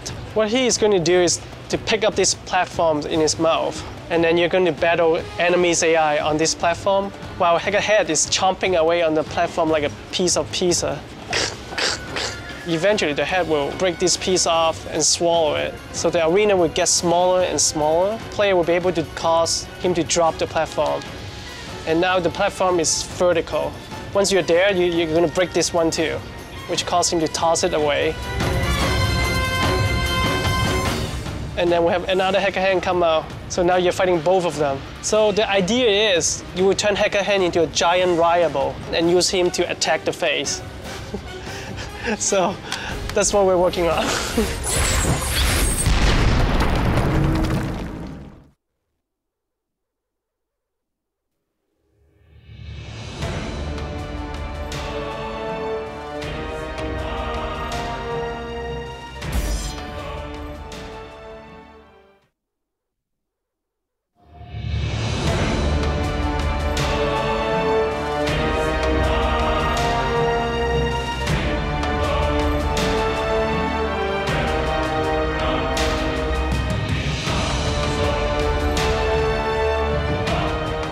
I'm Todd Pappy, Game Director at God of War Ascension.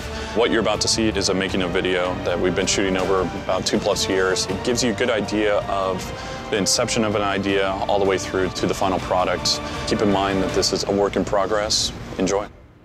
The 3 Furies are divided into the physical fury, the mental fury, and the soul fury. The physical fury represents physicality and is dangerous by virtue of her physical involvement with Hecatonkires and just straight up bashing out of Kratos. When I first started on the Furies, we didn't really have them broken down into the 3, so I was just painting Furies. This was kind of an attempt at the sexy monster. I went for sparse clothing, but dangerous looking. A lot of that has to do with the pose and kind of the facial expression. Here she gets even more like kind of wicked. They didn't like any of these. They did like this kind of insect angel wing thing. So that's why I brought this image up. As a response to that, I started building her up. I kept some of the sexy elements, like showing some flesh, but also started giving her, you know, crazy deformations, weird muscles, big rib cage, pigeon-breasted, crazy claws, scary helmet, frowny face. These are all symbols of evil. And the more I played with her, the more she started to take on some aspects of the Impusa, but also she was doing her own thing.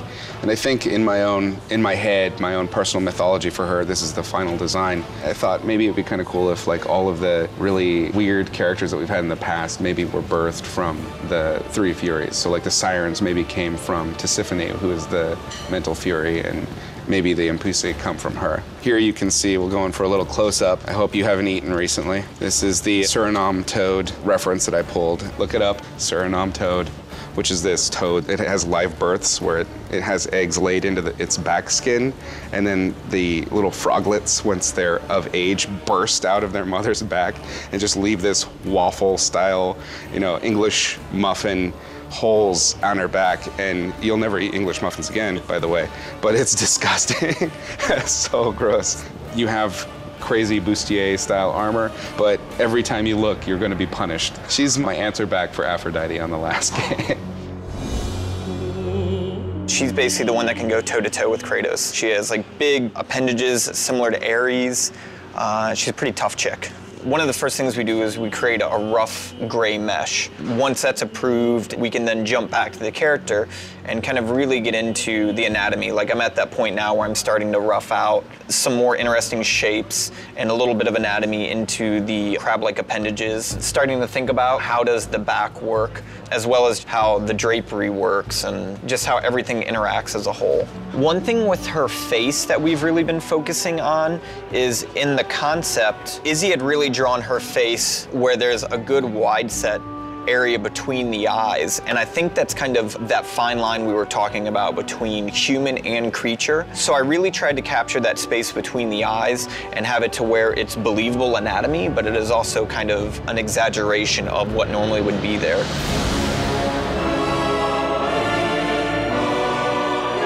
Kratos will have his first face-to-face moment with Megara at the beginning. There will be a torture mini-game that you have to win to break out from the prison.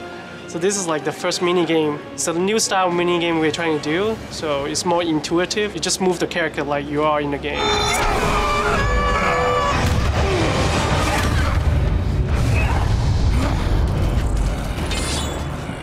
The biggest challenge has just been interpreting the design. With any character, there's gonna be things that look great in concept, but then when we get them into 3D, how do they read in 3D? What does it look like? So that's one thing we're dealing with now. We just kind of have to roll with the punches and get it to the level it needs to be. Her face originally was extremely battle-scarred. It was almost too creature-like, and we wanted to kind of bring back a little more feminine quality. I just took the sculpt and I brought it into Photoshop and I just painted some different ideas. And we ended up going for something a little bit more subtle, and this is what we ended up narrowing it down to. So you can see that she's been into battle. Her eye is scarred, but it's not like a zombie eye. Her lip still has a scar on it, but it's not exposing any teeth. It's not a disability. We still get the story and the sense of history in her. In the actual final model, this is what you see. And then it goes down into the neck, and then we even carried some of those scars, down into the legs. These are where the parasites live. I tried to sculpt some that were like semi-closed, like a parasite was still living in them, and then some of them that were open. It'll take something that, normally most men find very attractive and really kind of push the gross factor to it and really show that that's another area of attack. This is the final high-res asset. I tried to use brushes that would give a nice organic feeling, but then when you came to kind of crab, spider-like appendages, I wanted to have that material difference. This area, I wanted to feel a little bit more hardened, but then in between we have kind of that soft little bit. This is the character, which he'll look like in-game. I like building monsters and brutes and stuff like that. So when I heard I had to do a female model, I was kind of bummed out in one sense, but then when I saw the concept, I was like, oh, it's this weird creature, super strong chick. It was a little bit more interesting to me, and this character definitely fit that bill, so that was nice. Not to worry. I am quite skilled at teaching respect.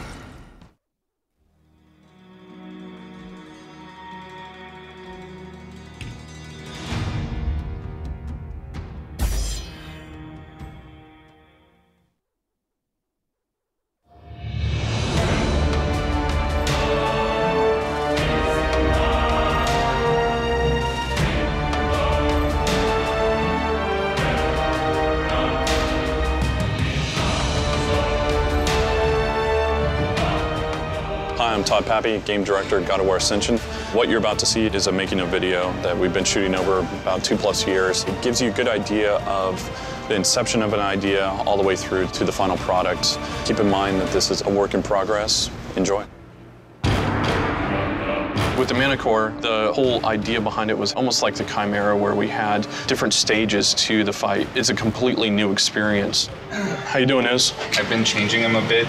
The wrist is still really thick, and for some reason that irks me. I don't know why. I can't really put my finger on it, but I think the biggest thing for me was just getting that kind of taper feel where it goes from the elbow to the wrist. We'll go back and forth with a lot of iterations trying to get something that feels cool. It has to work for animation. It has to feel fun and interesting. We're going for, you know, the ultimate look. So the thing has to be huge, you know, cool. Like that feels more natural to me, I guess. In the case of the Manticore, we come in and take a look at the early concept stages and just kind of give our little input to make sure that by the time it gets to modeling and it gets rigged, everything is well thought out. So, but you don't mind the longer tail? No, that's fine. I think actually it'll help when the character's flying also. So you just need like a final 3/4 now? Yeah. God of War 3 is kind of a learning curve project, I think, for a lot of the guys, and now everybody's just kind of up to speed and running. So it's the characters will be a lot better in this game, actually. The Manticore is essentially part scorpion, which is his tail. He has the body of a lion, the arms of a man, the wings of a bat, and the jaw of a shark, which will unhinge and completely open like a shark jaw. It opens very far so that he can spit these large fireballs. In the concept, they really like this big oval that you got from a shark.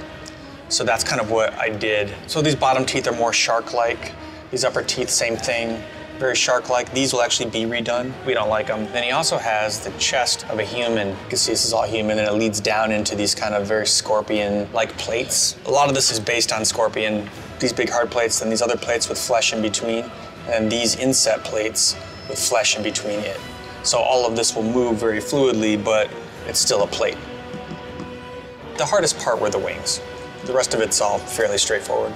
The wings essentially fold up and he walks on these two knuckles. We went back and forth quite a bit on the wings. Wings are very difficult. We actually went to Sony ImageWorks last game trying to ask them how they did wings, if there's any ideas they had. And they just create two versions, a folded version and an open version. It's very hard to do. The big discrepancy was in how this works. Is they transition off fingers? Are they a hinge? We needed them to be able to fold up so that the character could swipe. And this is what we came up with. There were always spikes here, but there was also a mane. There wasn't hair on him anywhere else. And it really didn't make any sense to me that he would have a mane of hair and no hair anywhere else. So I kind of pitched Todd on the idea of just spikes. He tentatively agreed. He hasn't cut it so far, so far so good. All of the textures for this character were painted in ZBrush. Where I paint little cracks, there's actually normal map detail of those cracks. So you're really supporting the sculpt and driving home and accentuating the detail that you have in the sculpt. It all works together just to look nicer. It looks more natural.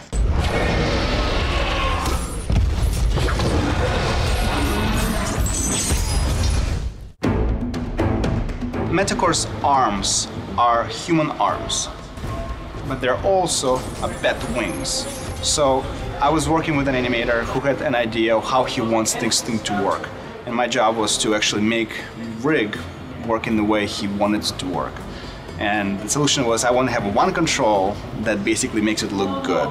So this is the prototype of the wing rig. So here's the main control, and it sort of allows you to move the whole character around. This would be sort of half the body of the Manticore here, and the wing starts with this human-like arm. We could make lots of controls to animate this wing, but animator really wanted to have a single control that would just do exactly what they want. And this control became this guy, this large control in the middle of the wing. So I'll show you a little bit what it can do. So this control can basically mimic the billowing of the wing itself. This animation itself, just be able to pull this up and down and move it around any way you want, drives secondary controls that allow animators to do more precise animations. So that was the really big breakthrough for us, to create something that allows animators animate without having to break it or struggle with many FK controls. And so we're planning to use this rig for pretty much every creature we have that uses bat-like wings. So hopefully going forward, this rig will work for many years to come.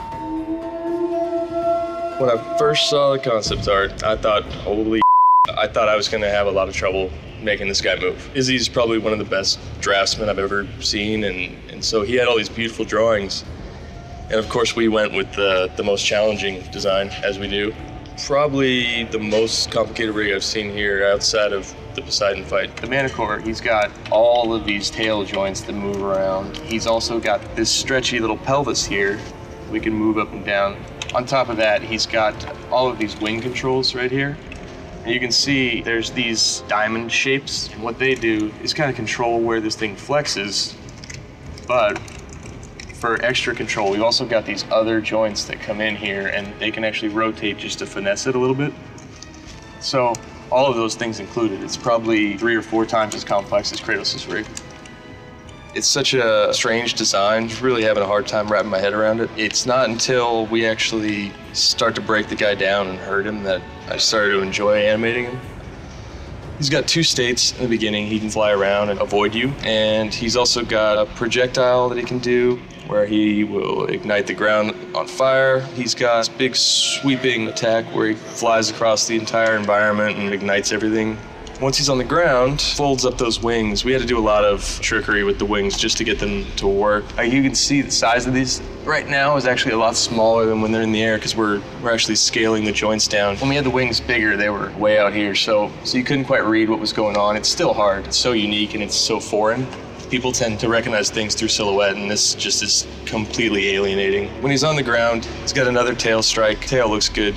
He's got another move where he goes to the air and claps his wings. That knocks the player back. And now he's in this hurt state where he's sort of limping around. He's got a lot of the same things. He's got a projectile attack. He's got a tail attack. He's also got this wing attack. This thing is just ridiculous because see how far it moves. It's like twice the length of his body. But it reads all right, and I think it's kind of interesting. I also like how he hops back. It's probably one of my favorite moves. One of the best and worst parts about working on the God of War series is that our creature designs are nuts. As an animator, you're constantly challenged to kind of find ways to make this stuff look good. When you get to make Kratos kill the stuff that you're not that into, it's equally as fun.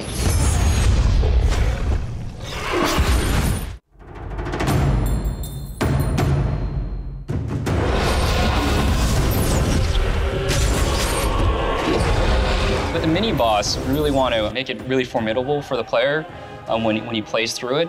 So we do this in a number of ways. We stage out the character, and we want to sell that sense of progression. So the Manicore is the same way, where he has 2 different stages that you have to get through. The first is that he can be both in the air as well as in the ground. He has a second stage where you actually rip off his wing, and now he's injured. Now he's more desperate, and that's what leads to the climax of the fight. In addition, with our mini bosses, one of the tricks that we use is to kind of tease a character over a period of time. So with the Manicore, you see him throughout a number of stages in Delphi where he'll make appearances. And then when you actually get to the fight, it's just that much bigger because you've seen this guy, he's been bothering you the whole time. And now you've actually put a personality to the character. He's a huge creature, he's flying. We haven't had a character this large before in the air. And also that he'll transfer to the ground, just like he did there. In comparison to Kratos, he's a really large character, so he takes up a lot of the space in the arena. And when he does hit Kratos, you can see that Kratos really moves back far, so that, he displaces Kratos, basically. One new thing that Manicore has is that we're doing away with prompts that are on the screen for the CS moves. So this makes it more cinematic. There's no buttons that appear on the screen that cover up any of the action that's going on. This is one of those buttonless mini games. So you can see the giant tells that he does on the attacks. That's very clear for the player to read so that they can evade out of the way and then retaliate with their blades. So there's no buttons on the screen, nothing that tells the player what they're doing. What we've seen when we playtest this is the players, naturally see these things and are paying attention to what the character is doing and then responding. Now, this is one of our other buttonless mini games. We came up with the concept that his weakest side was his belly and his neck. Basically, to kill this character, Kratos had to somehow get in there. He's basically chained up by Kratos' chain here. He's struggling to get out. At this point, the only weapon that he really has at his disposal is his tail. So he attacks with his tail, Kratos dodges, and he comes back and kicks Manticore in the face to sort of show who the boss is here. He's dominating at this point, so we really wanted to show that, Manticore can't really do anything to Kratos while he is on top of his belly. and the player can evade out of the way of the tail. There's giant tails on the tail that strike, so the player knows when to evade out of the way and then counterattack with his blades.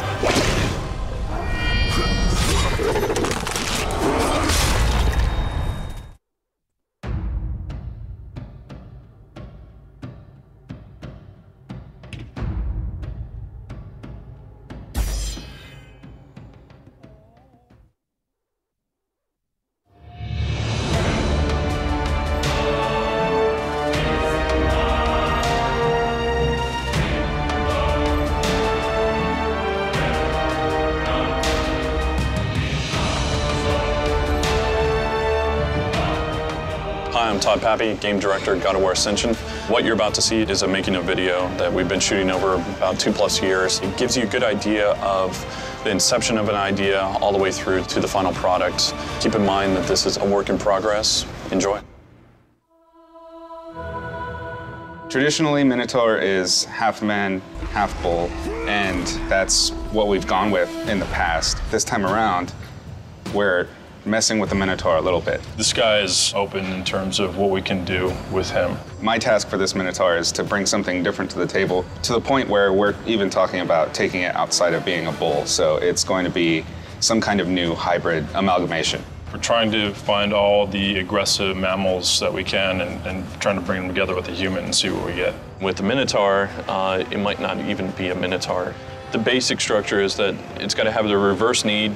It's got to be a somewhat imposing creature that's going to be somewhat of a difficult fight and more of a bully where he always tries to back you into a corner. Whether we go with rhino skin or something like that to add that extra layer and make it feel different. One of the things that we wanted to do this time around was suggest that the creatures had a little bit more intelligence.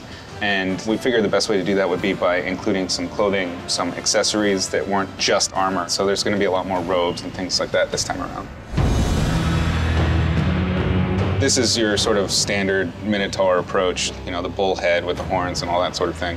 Here, I'm kind of taking it elsewhere. So this is a bear tar thing. Here's kind of a robot guy. When Todd and Chris saw this particular creature, there was mostly laughter. Absurdity is an interesting aspect to character design, particularly for this game, because as much as people think that everything that we're doing is totally there is a level of absurdity to every character that we make. That's kind of what makes them and memorable, is that they're kind of a little bit silly, but with fangs. They liked the idea of the bear, and they wanted to see other animals explored with that. So here, there's kind of a crocodile, sort of a rhino mixed with a bullfrog or something. Here's a rhino. They liked this guy, but they decided that he looked a little too Disney. Here's some boars, standard sort of boar with a big head approach. Here's a little bit more of a realistic look on the head. And this one appears to be the favorite right now, is this big elephant creature. I mean, these are early sketches, but I'm doing my best to follow the proportions of the Minotaur from God of War 3 so that they would fit the rig and the animations would fit. We looked at rhinos, we looked at all sorts of different kind of characters, but the elephant really stuck. We felt that it would be a great replacement for the Minotaur. After they decided that they wanted to go with the elephant, I started showing them some elephant variations, and this is when we were bringing back in the necessity for the rig that it was originally designed for. There was a lot of back and forth with this, trying to find the right proportions so that it would fit. Ultimately, this guy got scrapped altogether. The only thing I kept from him was his belt. Ultimately, this is the final Elephantar for the game, keeping the old Minotaur rig legs, but working with the new elephant upper body. Once that stuck, it was, all right, well, let's get him in game and start getting this grayscale and see how he fits on the Minotaur rig. So we got him in game, and then we decided, you know, he's just not big enough. We got to scale him up now.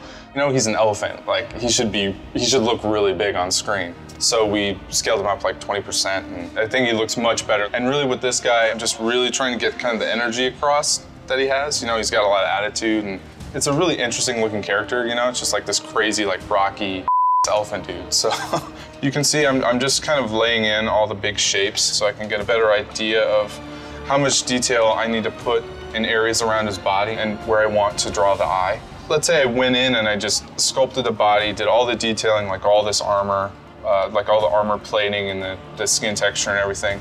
If I don't go in there at some point and really start getting in the rest of his outfit, I could end up, you know, over detailing and overworking a bunch of areas that no one's ever gonna see. and also kind of messing up the rhythms of his forms. It's really trying to lay in and capture his attitude and his character. If I zoom in really far, you see like, this is just a mess right now. It's all pixelated and everything. But what's gonna happen is I'm gonna just keep subdividing up and going in there and just refining the detail and just like carving these shapes away. I just think of like this screaming, charging elephant, you know? He's just pissed off and he's gonna kick your ass. And that's kind of, you know, that's just kind of what I go with. Just a really, you know, like try and go with aggressive shapes and just, you know, make sure that comes across. Elephant Tour came with a lot of challenges compared to previous character minotaur. It has a lot of elements in it, like long tusk and the trunk. So when I animate, I just don't bother the trunk and do whatever I need to do, and then the trunk comes later. I like the grinder attack.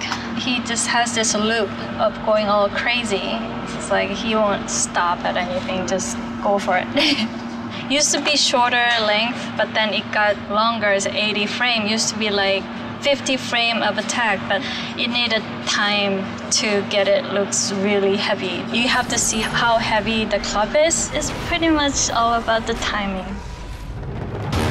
We wanted a really tough creature, like an unstoppable juggernaut of sorts. In the previous God of Wars, the Minotaur kind of served that role. In this one, we'd step it up because, you know, this is the new God of War. For his character itself, we wanted someone that wasn't entirely savage, entirely out of control. We wanted someone that obviously had a lot of weight, had a lot of power, but was still borderline in control versus pure aggression. This is our test level that we experiment all our creatures in. He's swinging the giant club around. It's reminiscent of his tusks. It shows like he's from a long line of other stronger elephants. He's gonna try to grab me, and then this is one of our instances where you're in an interactive sequence, but you're not having button prompts on the screen, and then here's the kill.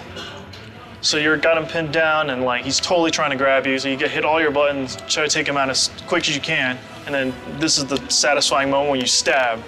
Just tear it open and it just pops right out. God of War is a really gruesome, brutal game, so we always try to push the limits. In order to get the head splitting open, our tech artists actually made a seam right here. It splits open, and to actually animate a separate object that we replaced the top of the skull with the zipper tech. It popped open, and this is the brain. So this is where we hide one object. We reveal this one with the actual brain, and this when it pops out. And you know, obviously this is before all the effects and all their departments get their hands on it.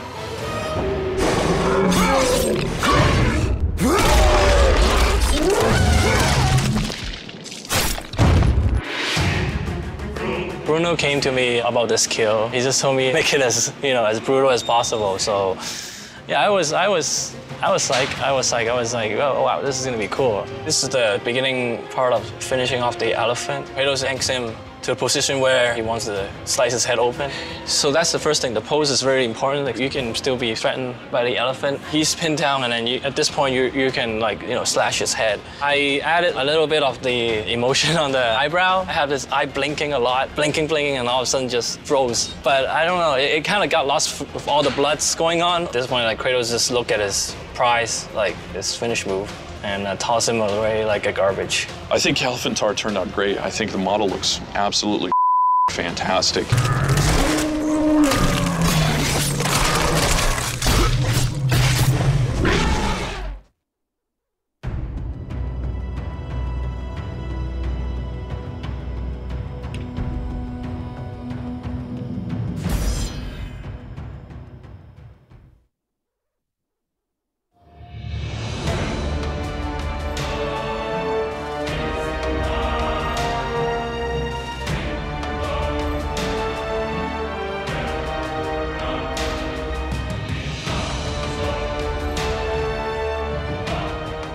Hi, I'm Todd Pappy, Game Director at God of War Ascension.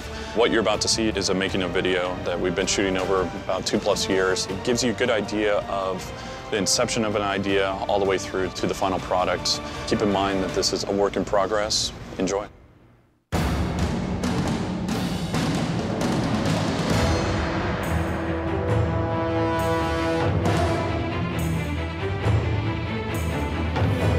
Today we're at House of Moves in Culver City doing what we've dubbed VOMO cap, VO and motion capture at the same time. This is the first time we've done the VO mocap. In the past, we've done just mocap and voice recording completely separate. I love mocap. Love me some mocap. Because the outfits are just hot. The actors being together and acting out the scene, having that relationship with each other adds a lot to the scene. It's more about being able to live whatever in that moment is through movement and voice. You know, this is a job where we get to come to work and play every day. The things that a friend of mine said, the things that used to put him in detention. Welcome, everybody. Welcome back. You walk into this room, quiet room, it's nighttime, and there's a little girl sleeping. We're actually going to be doing an emotional scene with Kratos. This is one of the rarest cases, so it's going to be awesome. I have missed you, child. And one thing I didn't mention before you say the line and you're looking at her, only time we've ever seen you smile. Smile at your daughter. In this one, we're trying to show off a little bit more of his humanity and seeing him smile, seeing him kiss his kid, seeing him hug his wife. After this, he really starts turning into supreme. I would actually just go all that you lost can be yours once again. He's a little bit different guy in this one, I think, which I'm happy about. It's kind of the last moment of him having any kind of humanity in him. She has grown. Been away far too long. It's hard because we haven't really seen this side of Kratos, so we want to be careful not to lose his character. I think in that sense, this scene might possibly be the hardest one. In the game, Kratos ends up in this prison of Hecatana, and the Furies, who have been kind of infecting his mind and causing these insanity moments, are trying a little bit different tactic and trying to give him what he wants. So he's in this blissful illusion where he meets his wife and kid. He's back to olive skinned Kratos and goes and sees his kid. His kid's sleeping, goes in, gives her a kiss, sees the wife, has somewhat of an intimate encounter with her. There's something that Alecto does that pulls him out of that. Something doesn't feel right. And then he finally figures out that it's not real, and he's more interested in knowing what the truth is.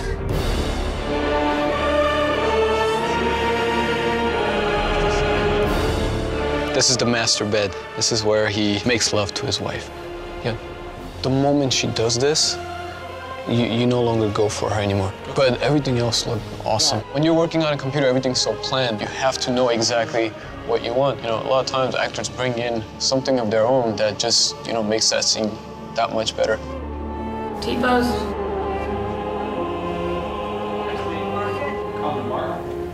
Places.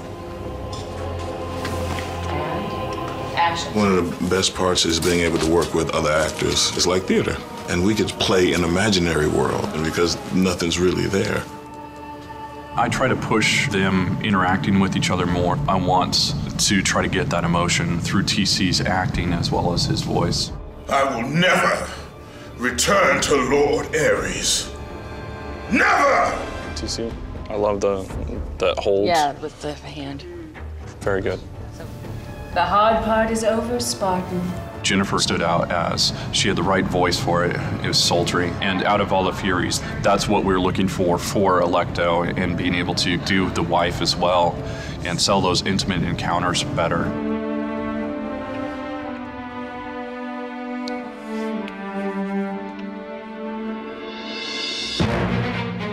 I'm crazy, first of all, and so it's not really acting, it's just I can picture all of these things happening around, and I can picture myself looking this way. So that's my only advantage, I think, is that I'm certifiably insane. Scene 7, take 1. Roll sound. Sound speed. T-pose. Roll video. Roll mocap. Mocap speed. Mark it. Mark. Places. Action. This is not the manner to discuss it. When we started looking for Orcos, we did multiple sessions and found Troy. For me, he had the proper delivery and also regalness to his voice. Troy fit the bill. The Furies are near. They cannot know I speak with you. I will draw them away. The truth waits for you in Delphi, Kratos. Seek the Oracle. The story is so good, and the writing is brilliant, and the characters are so established that we'd have to try really hard to fail. And what path is that? Do not let illusion deceive you. Then this is what you shall have. Of all the minds in question, mine is not the one to worry about. Use these items to still your mind, Kratos. freedom from your bond to the god of war himself. Troy, TC, and Jen did a great job. We got the voice direction the way I wanted it, and so I'm very happy with it. It's been a really fun experience. You know, I got to learn a lot. It's fantastic to be able to work with the other actor. This is like heaven. It's cool. I mean, I really would like to do more of this. I'm excited to get it back to the studio and see it all come together.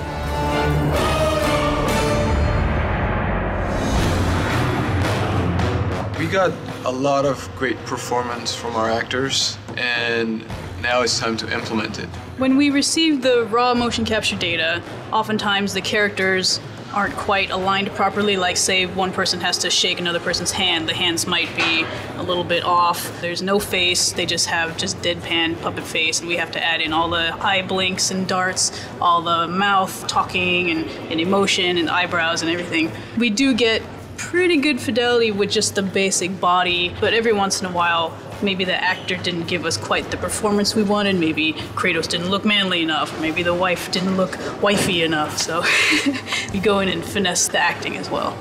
So this is the video reference that we get back from the motion capture suit. That's Kratos' actor and the wife. I'll use this to get a sense of, well, where was her hand on his shoulder?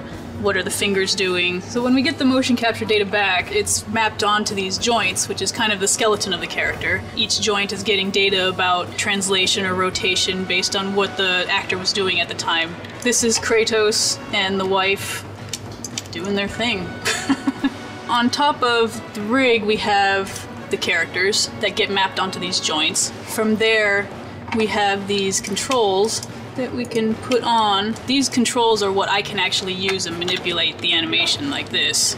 Move him around, adjust his arms or whatever. So I will often take this data, copy it into my scene with the environment, and then start adjusting his hands or his torso to make it look a little better.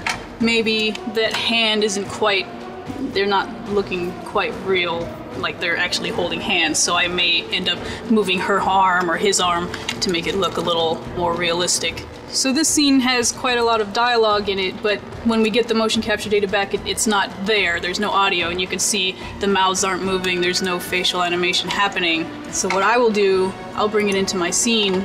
So within my scene, all that you have lost, I've got the audio running. Once again. It is not real.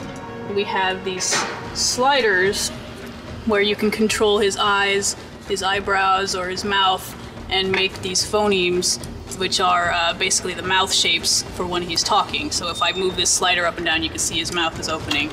And this is all done by hand, it's not part of the motion capture data. It is not real. Here we have video reference just on TC's face that we can study. I can really see the details of every blink and every mouth shape. It's very difficult to get subtle nuances when you're animating by hand without doing a lot of effort and work. For these emotional scenes, we wanted to get that subtlety, and in a game production, it's just, we don't have time to spend getting all those nuances by hand. So the motion capture really helps save us some time. Your mind is troubled, but your skills are still without equal.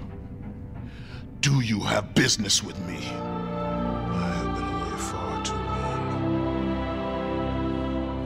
You can see her in the